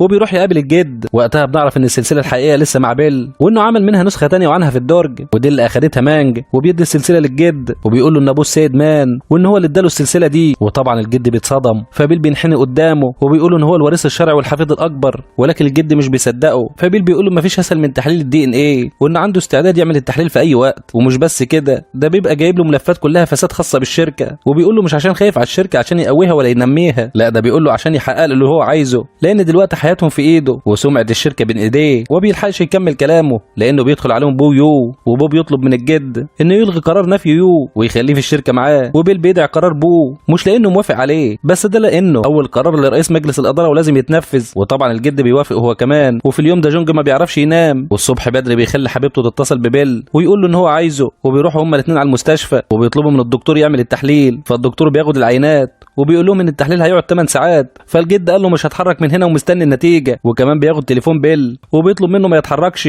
لانه خايف يتلعب في النتيجه، مع انه جواه عارف انه شخص ذكي وانه فعلا شبهه. على العكس بقى بول اللي بيتصدم لما بيعرف من حبيبه جده انه خرج الصبح هو وبيل ولسه لحد دلوقتي ما رجعوش. وحتى لما بيروح الشركه بيبقى متوتر وحاسس ان في حاجه غلط بتحصل من ورا ظهره. وبعد 8 ساعات بتظهر النتيجه وبتطلع ايجابيه 100%، وساعتها ما فيش اي هروب من الحقيقه. والجد بيروح مع بيل لبيته وهو مصدوم من نتيجه التحليل. بعدها بيروح بيل يقعد مع مانج اللي بتشكره على كل حاجه عملها. ومش بس كده، ده كمان بتديله مكافاه ليه، وكانت نسبه 50% من الاسهم بتاعتها في الشركه، ودي نسبه كبيره جدا. وبعد ما بيشكرها بتطلب منه يفضل جنب ابنها ابوه. وفي نفس اليوم بالليل بيروح بو يقعد مع بيل وبيقول له انه محتاج مساعدته، لكن مش هنا، ده في امريكا. وبعد ما ياخد منصب رئيس مجلس الاداره شرعا هيخليه يسافر امريكا عشان يباشر شغلهم من هناك. وبنعرف ان ده نفي صريح جدا لبيل. واليوم اللي بعده لما الموضوع بينطرح قدام هيون بتحس انها حزينه جدا عشان بيل هيسافر ويسيبها. وفي نفس اليوم ده بنشوف مانج والسكرتيره بتدي لها ورق تنظيف. وبعد ما بتخلص الورق السكرتيره بتحط الورق على المكتب وفي حركه سريعه بتبدل القلم بتاع مانج بقلم تاني من معاها، وواضح ان في جهاز تصنت. وبعدها بتخرج بسرعه. وقتها بنعرف ان المساعده دي شغاله مع بيل. وفي نفس اليوم بنشوف المساعد الهادي قاعد مع المدير جونج واللي بيقول له انه موافق على سفر بيل لانه مش عايز يشوف خلقته في كوريا كلها. وقتها المساعد الهادي بيكون مستغرب لانه مش فاهم بيل عمل ايه لكل ده، بس طبعا ما بيقدرش يرفض اوامر المدير. وفي نفس الوقت بيل بيكون طلع اشاعه ان السيد جونج ليه يد في انتحار المدير وان. وساعتها بيتصل بيه جونج وبيطلب منه يجي له حالا، وبيقول له ان خطته فشلت وانه مش هيقدر ياخد اللي هو عايزه. لكن بيل بيقول له انه عنده خطط كتير وبدا بالسهله، وبيطلب منه ما يندمش بعد كده. في الوقت ده بتكون هيون خلاص قررت الطلاق، وخصوصا بعد ما اتفقت على كده مع السيده مانج وطلبت منها تاخد مؤخر مبلغ كبير جدا. وفي نفس اليوم بالليل بتروح تقعد مع ابوه في كافيتيريا وبتقلع الدبله وبتقول انها عايزه تتطلق من غير شوشره. وكمان بتسمعه التسجيل بتاع جده. وقتها بينهار بوه وبيكون بيل شايف كل حاجه من بعيد. اما هون فبيروح يقابل مانج وهو بيحذرها من بيل لانه مش مرتاح له، لكن هي ولا بتهتم. وبيكون واضح انها بتثق في بيل اكتر من صوابعها. وبالليل بتروح هيون على اوضه بيل وبتقول انها خلاص هتتطلق، ولو الموضوع استدعى المحاكم هو هيبقى المحامي بتاعها. وقتها بتحضنه وبتقول له انها بتحبه، وكمان بتطلب منه يسيب كوريا كلها ويسافر معاها. لكن هو بيمسك نفسه وبيرفض وبيقول لها ان عنده اهداف لازم تتحقق. واليوم اللي بعده بيل بيتكلم مع مانج وبوه وبيقول لهم على خطته في تقسيم الشركه. وطبعا بما ان محدش هيقدر يعمل كده غير بيل فما بيقدرش بو انه يسفره امريكا خالص. وبيعرض الفكره على السيد جونج في الاجتماع وبيوافق عليها. وهوب بيروح السيد جونج من هنا، فبيلاقي الرأي العام مقلوب عليه من هنا لأن بيل بيقدم مستندات عن فساد في المنظمة. وللأسف والأول مرة في حياته بيجي له جواب استدعاء من الشرطة. بس السيد جونج بيتضايق وبيبقى عايز يرد الضربة لبيل ومستغرب هو ليه لحد دلوقتي ما اعترفش بيه بعد تحليل الدي ان ايه. المهم ان بيبعت رجالته للبيت اللي قاعد فيه شين، وهناك بيضربوه على راسه وبيدخلوا الأوضة السرية وبيسرقوا كل الأوراق والملفات الموجودة في الخزن. وبيوصل بيل لكن متأخر، فبيتصل بالسيد جانج وبيقول له انه عنده بدل النسخة 1000 وان مش دي الطريقة اللي يلعب بيها معاه. وبعدها وبعدها بيروح بيل للسيد جونج اللي بيساله انت ناوي على ايه بالظبط لو انا ما وافقتش على كلامك. فبيل بيقول له لا ولا حاجه، هوصلك بس الحبل المشنقه بايدي يا جدي، معلش يعني ده انتوا قتلتوا عيلته كلها. وهنا بنتصدم كلنا لان الجد بيكون له علاقه بموت عيلته وهو اللي شال جهاز التنفس عن ابنه في المستشفى، يعني موت ابنه بايده. وبعدها بنشوف ان كل واحد منهم خايف على منصبه وعلى مكانته، بعكس مانج اللي كل ما حد يحذرها من بيل تضحك باستهتار وتقول لهم ان بيل اكتر انسان هي بتثق فيه. اما الجد فعلا بيبقى خايف لان بيل طلع يعرف عنهم كل حاجه حرفيا. وبعدها بكام يوم وبيكون الكل بيستعد لليوم اللي هيتعين فيه بو رئيس مجلس الاداره، ومانج بتقعد مع السيد واو وبتقول له ان مده وجوده هنا انتهت لان بو خلاص بقى رئيس مجلس الاداره وهي مش عايزه اي حد يشتته. واليوم اللي بعده بتاخده في العربيه عشان تودعه وبتكون حجزت له مكان على باخره، وبيكون واضح ان هو بيحبها جدا وبتدي له مشروب قبل ما بيمشي وبتحط له جواب كمان في جيب الجاكيت بتاعه وتقول له ما يقراهوش غير هو في البحر. وبعد ما بينزل من العربيه بتفضل تعيط وبتنهار وبنكتشف انها بتعيط لانها حطت له سم في المشروب، وبعد ما بيشرب منه بيموت قبل حتى ما يركب الباخره. وده بيكون نفس اليوم بتاع حفل تعيين بو واللي بيتعين قدام الكل رسمي وحتى بيل بيبقى موجود. وبعدها بيجي خبر لبيل بموضوع وفاه السيد واو وبيعرف ان هم لقوا في جيبه رساله وبتكون رساله انتحار ودي نفس الورقه اللي اديتها له مانج. فبيفهم بيل اللي فيها على طول. وتاني يوم بالليل بيطلب بيل من مانج انها تسهر معاه، فكل واحد منهم بيتشيك وبيروح يسهروا سوا وبتروح له مانج للجناح بتاعه وبيفضلوا يشربوا سوا وهو بيقول لها انا محضر لك مفاجاه، ووش كده قال لها انا مش بيل انا تشوان اللي المفروض انك قتلتيه. والشهاده لله الست في الاول ما بتبقاش مصدقه لكن هو بيخنقها وكان عايز يقتلها لكن بيوقف نفسه وبيقول لها ان الموت حرام فيها وانه هيسيبها تتعذب وكل حاجه اداها لها بنفسه هياخدها منها قدام عينيها. ومش بس كده ده كمان بيطلب منها تاخد ابنها ابوه وتسيب كوريا كلها خالص وتسافر بدل ما هيعمل لها فضايح ملهاش اول من اخر، وده لانه مش عايز يأذي ابوه. فبتخرج من عنده وبتروح تقابل ابنها ابوه وبتعرفه ان بيل هو نفسه تشوان اخوه غير الشرعي، بس بتتصدم ان ابوه عارف اصلا وبيقول لها انه ما كانش عايز يقول لها عشان ما يزعلهاش، لكن هي بتقول له انها لازم تخلص على بيل وفي اسرع وقت ممكن. وعشان كده اليوم اللي بعده بتروح تقابل السيد هون وبتقول له الحقيقه وهو زي اي عم محترم بيقول لها احنا لازم نخلص عليه دلوقتي وبعدين ما انا ياما حذرتك منه. فمانجا قالت له مش وقت تقطيم خالص وان هم دلوقتي محتاجين يخلصوا على بيل باسرع وقت وكمان الجد عشان ما يقفش في طريقهم. وعلى غير المتوقع السيد هون بيوافقها في الراي وبيقول لها استني مني رد، وخصوصا بعد ما بتقول له ان هم هيقسموا التركه النص بالنص. فبيقول لها لا انا 60% وانت 40%، ومع ذلك برضه بتوافق. اما ابوه فبيحاول انه يفرض سلطته على بيل باي شكل وبيل بيبص له دايما في تحدي وبيقول له حاضر. وبعدها بتيجي هيون وبتقابل بيل وبتقول له ان معاها ورق خطير جدا خاص بالمنظمات بتاعه عيله جونج وانها احتمال تفيده.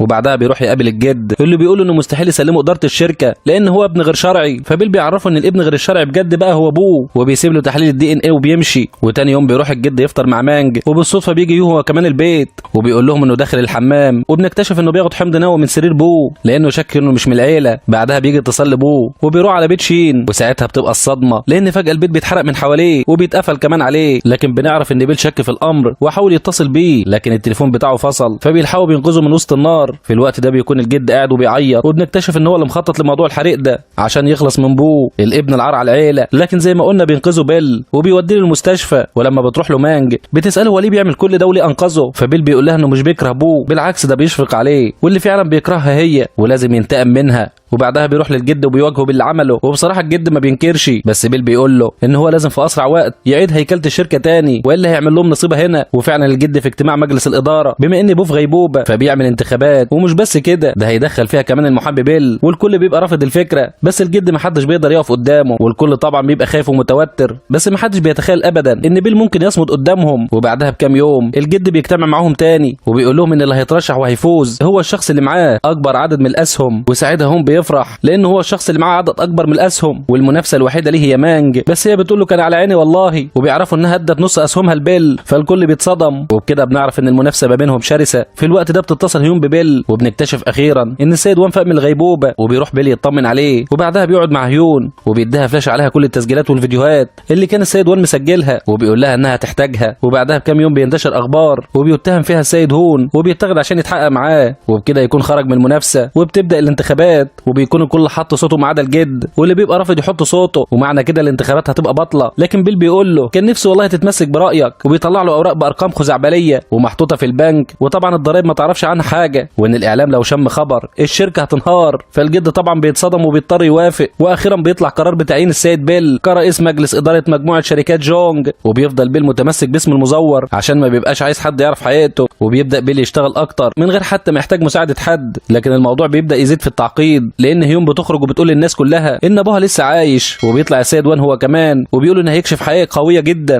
وبالليل بتخرج هيون تقابل بيل وبتقول انها عملت كده عشان كانت خايفه على حياه باباها لان ناس كتير هيفكروا يقتلوها، فقال لها انت عملت الصح وطلب منها تخلي بالها من نفسها. وبيخرج السيد هم التحقيق وبيروح يقابل مانج وبتقول له تاني ان هم لازم يتخلصوا بسرعه من بيل، وبالفعل بيبعت واحد عشان يقتله، لكن بيل بيبقى ذكي وبيكون عامل حسابه وبيكتف الشخص ده وبيروح يقابل هون وهو بيقول له لولا انك عمي كان زماني قتلتك ورميتك للكلاب، وبيرمي له الراجل بتاعه وبيقول له يبعد عن طريقه. ولما بتحس مانج ان خلاص مفيش امل وان الدنيا بتتدمر من حواليها بتقول مفيش غير حل واحد، وبتطلع قدام الاعلام والتلفزيون والدنيا كلها وبتقول لهم ان المدير بيل يبقى الابن الغير الشرعي لجوزها، وانه يعني اخذ المنصب ده من الابن الشرعي ابوه لانه غلبان ويتيم. وبتقول لهم كمان ان بيل ليه مصايب كتير جدا وانها هتكشفها في الوقت المناسب. فبيتصل المساعد الهادي وقتها ببيل وبيقول له هيعملوا ايه في الاخبار اللي طلعت دي، لكن بيل بيطلب منه ينفي كل الاخبار دي، لكن للاسف الدنيا بتولع اكتر والاعلام بيشيط ومانجا قاعده بتتفرج وحتى ما بتراعيش مشاعر ابنها بوه ولا بتحترمه. وبتروح هيون تقابل بوه عشان تطمن عليه فهو بيشكرها، وبعدها بيروح يقابل ريري وبيقول لها انه هيسجل ابنه باسم عيلته الحقيقيه مش عيله جونج، وانه كده هيحس انه مرتاح اكتر. وفي نفس اليوم بالليل بتتصل مانج ببيل وبتقول انها عايزه تشرب معاه اخر كاس ليهم مع بعض، فهو بيوافق وبنعرف ان هو قدم بلاغ فيها بسبب موضوع قتل السيد واو، وبيجي لها اتصال من المدعي العام بس اللي بيرد على التليفون هو ابوه واللي بيتصدم لدرجه انه بياخد الطبنجه وكان رايح يقتل بيل. وفي الوقت ده بيجهز بيل ومانج بتظبط الترابيزه، لا وكمان بتحط سم في الكوبايات اللي هتشرب فيها هي وبيل، ولما بيجي يصب لها وبيصب لنفسه عشان يشربوا سوا فبتقول له ان ده فعلا اخر كاس ليهم لانهم هيموتوا سوا. وبيل بيبدا نفسه يضيق وكان خلاص هيقع على الارض بس بنلاقيه بيضحك وهو بيقول لها ايه رايك في تمثيلي، فهي بتتصدم وبيل بيعرف ان الازازه فيها سم فبيستغل المساعده بتاعتها وبيدخل بسرعه يبدل الكوبايات بكوبايات ما فيهاش سم، وبيقول لها تستعد لان الشرطه هتيجي تقبض عليها دلوقتي. بس بيوصل بو بيقطع كلامهم وهو معاه البندقيه وبيبقى هيصوب على بيل، لكن في الوقت ده مانج بتمسك الازازه بتاعت السم وكانت هتشربها كلها عشان تموت بكرامتها، لكن بيل بيلحقها وبياخد البندقيه من بو وهو بيضربها في دراعها فبيقع السم على الارض، وبو بيجري على مامته وساعتها بتوصل الشرطه وبتقبض على مانج، وعلى الرغم انها رايحه السجن بس بتؤمر المساعده بتاعتها تتصل بالمحامي، فالمساعده بتقول لها كان على عيني والله بس مهمتي خلصت لحد هنا، فبتفهم انها كانت شغاله لحساب بيل طول الفتره اللي فاتت، وبتبدا كل حاجه تنهار ومانج بتدخل السجن بس بيل بيبدا جده يثق فيه. وفي يوم هم رايحين الشركه بالصدفه بيجي نفس الشاب اللي كان بيدعي انه يبقى ابن السيد جونج، فاكرينه ده اللي كان في اول حلقه، وبيرجع يصرخ من تاني وهو بيقول انه يبقى ابن السيد جونج، لكن بيل بيقول له اشتغل على نفسك شويه، فالشخص ده بيفضل يشتم فيه وبيقول له انه شخص طماع وواخد كل حاجه لنفسه مع ان هو كمان ابن غير شرعي. وبعدها بتنتشر اخبار عن دفتر حسابات خطير جدا وفي فلوس وتهرب من الضرايب، وبعد تحقيق كتير بيتقبض كمان على السيد وان وبيقضي 3 سنين في السجن. اما الجد ويو وهون وبيل ومانج بيتقبض عليهم وكل واحد بياخد من 3 سنين ل7 سنين سجن. وتعالوا بقى بعد 3 سنين بتخرج السيده مانج، وقتها بنكتشف ان هي بقى عندها مرض عقلي وبقت مجنونه وعايشه في الماضي ومش قادره تتقبل اللي حصل لها، ورغم كده بيفضل ابنها ابوه جنبها لحظه بلحظه وبيوعدها انه مش هيسيبها لحد ما تتعالج. اما بيل فبيخرج من السجن وبيروح الشركه وبيرحب بيه المساعد الهادي، وكمان بتكون هيون اشتغلت في الشركه وبقت في منصب كبير، لكن بيل بيقول لهم انه جاي بس عشان يطمن عليهم وانه هيسيب المنصب ده خالص ويتفرغ لحياته. بقى بعد البهدله دي كلها جايه تتفرغ، طب ما اتفرغتش من اول ليه يا عم الحاج؟ وبيودعهم وبيطلع يشم هوا فوق السطح، وبيجي له اتصال وقتها من شين اللي بنعرف ان هو خلاص رجع قريته لانه خلص المهمه مع بيل، وبيقول لبيل انه هيوحشه وبيقفل معاه، لكن فجاه بنلاقي حد جاي من ورا بيل وبيطعنه بالخنجر في جنبه وبيقع على الارض ومحدش بينقذه. وبعد 6 شهور بنعرف ان الجد خرج من السجن لكنه داخل في غيبوبه، وبتفضل عشيقته جنبه وبتقول انها مش هتسيبه ابدا، ما هو ازاي هيلعب ضغط من غيرها. اما الشركه فبتعمل اعلان انها عايزه موظف يكون كفء لمنصب رئيس مجلس الاداره، والاعلان ده بيقع في ايد شخص غامض وبنكتشف ان هو بيل، وبنعرف ان الشخص اللي حاول يقتله ان هو نفس الشاب اللي بيقول انه يبقى ابن السيد جونج، الله يخرب بيت هبلك. وبنعرف كمان ان ابوه بيفضل شغال في الشركه لكن بيعدي من جنب بيل ولا كانهم يعرفوا بعض، وبيدخل بيل للشركه بس المره دي كشخص عادي جدا وبيقدم اقتراحات لتطوير الشركه، وبنعرف ان هو اللي مسك رئيس مجلس الاداره بس المره دي مش لانه حفيد عيله جونج، لا ده لانه شخص قوي وقادر انه يقود الشركه الضخمه دي. ايه ده؟ هو المسلسل خلص على كده؟ المفاجاه انه خلص على كده بعد ما بيل بهدلنا معاه قالوا في الاخر ما اتجوزش هيون. نفسي اعرف مين المخرج ده عشان اجيبه من قفاه، واتمنى في النهايه يكون الملخص عجبكم، وانتظرونا في قصه جديده ان شاء الله. سلام.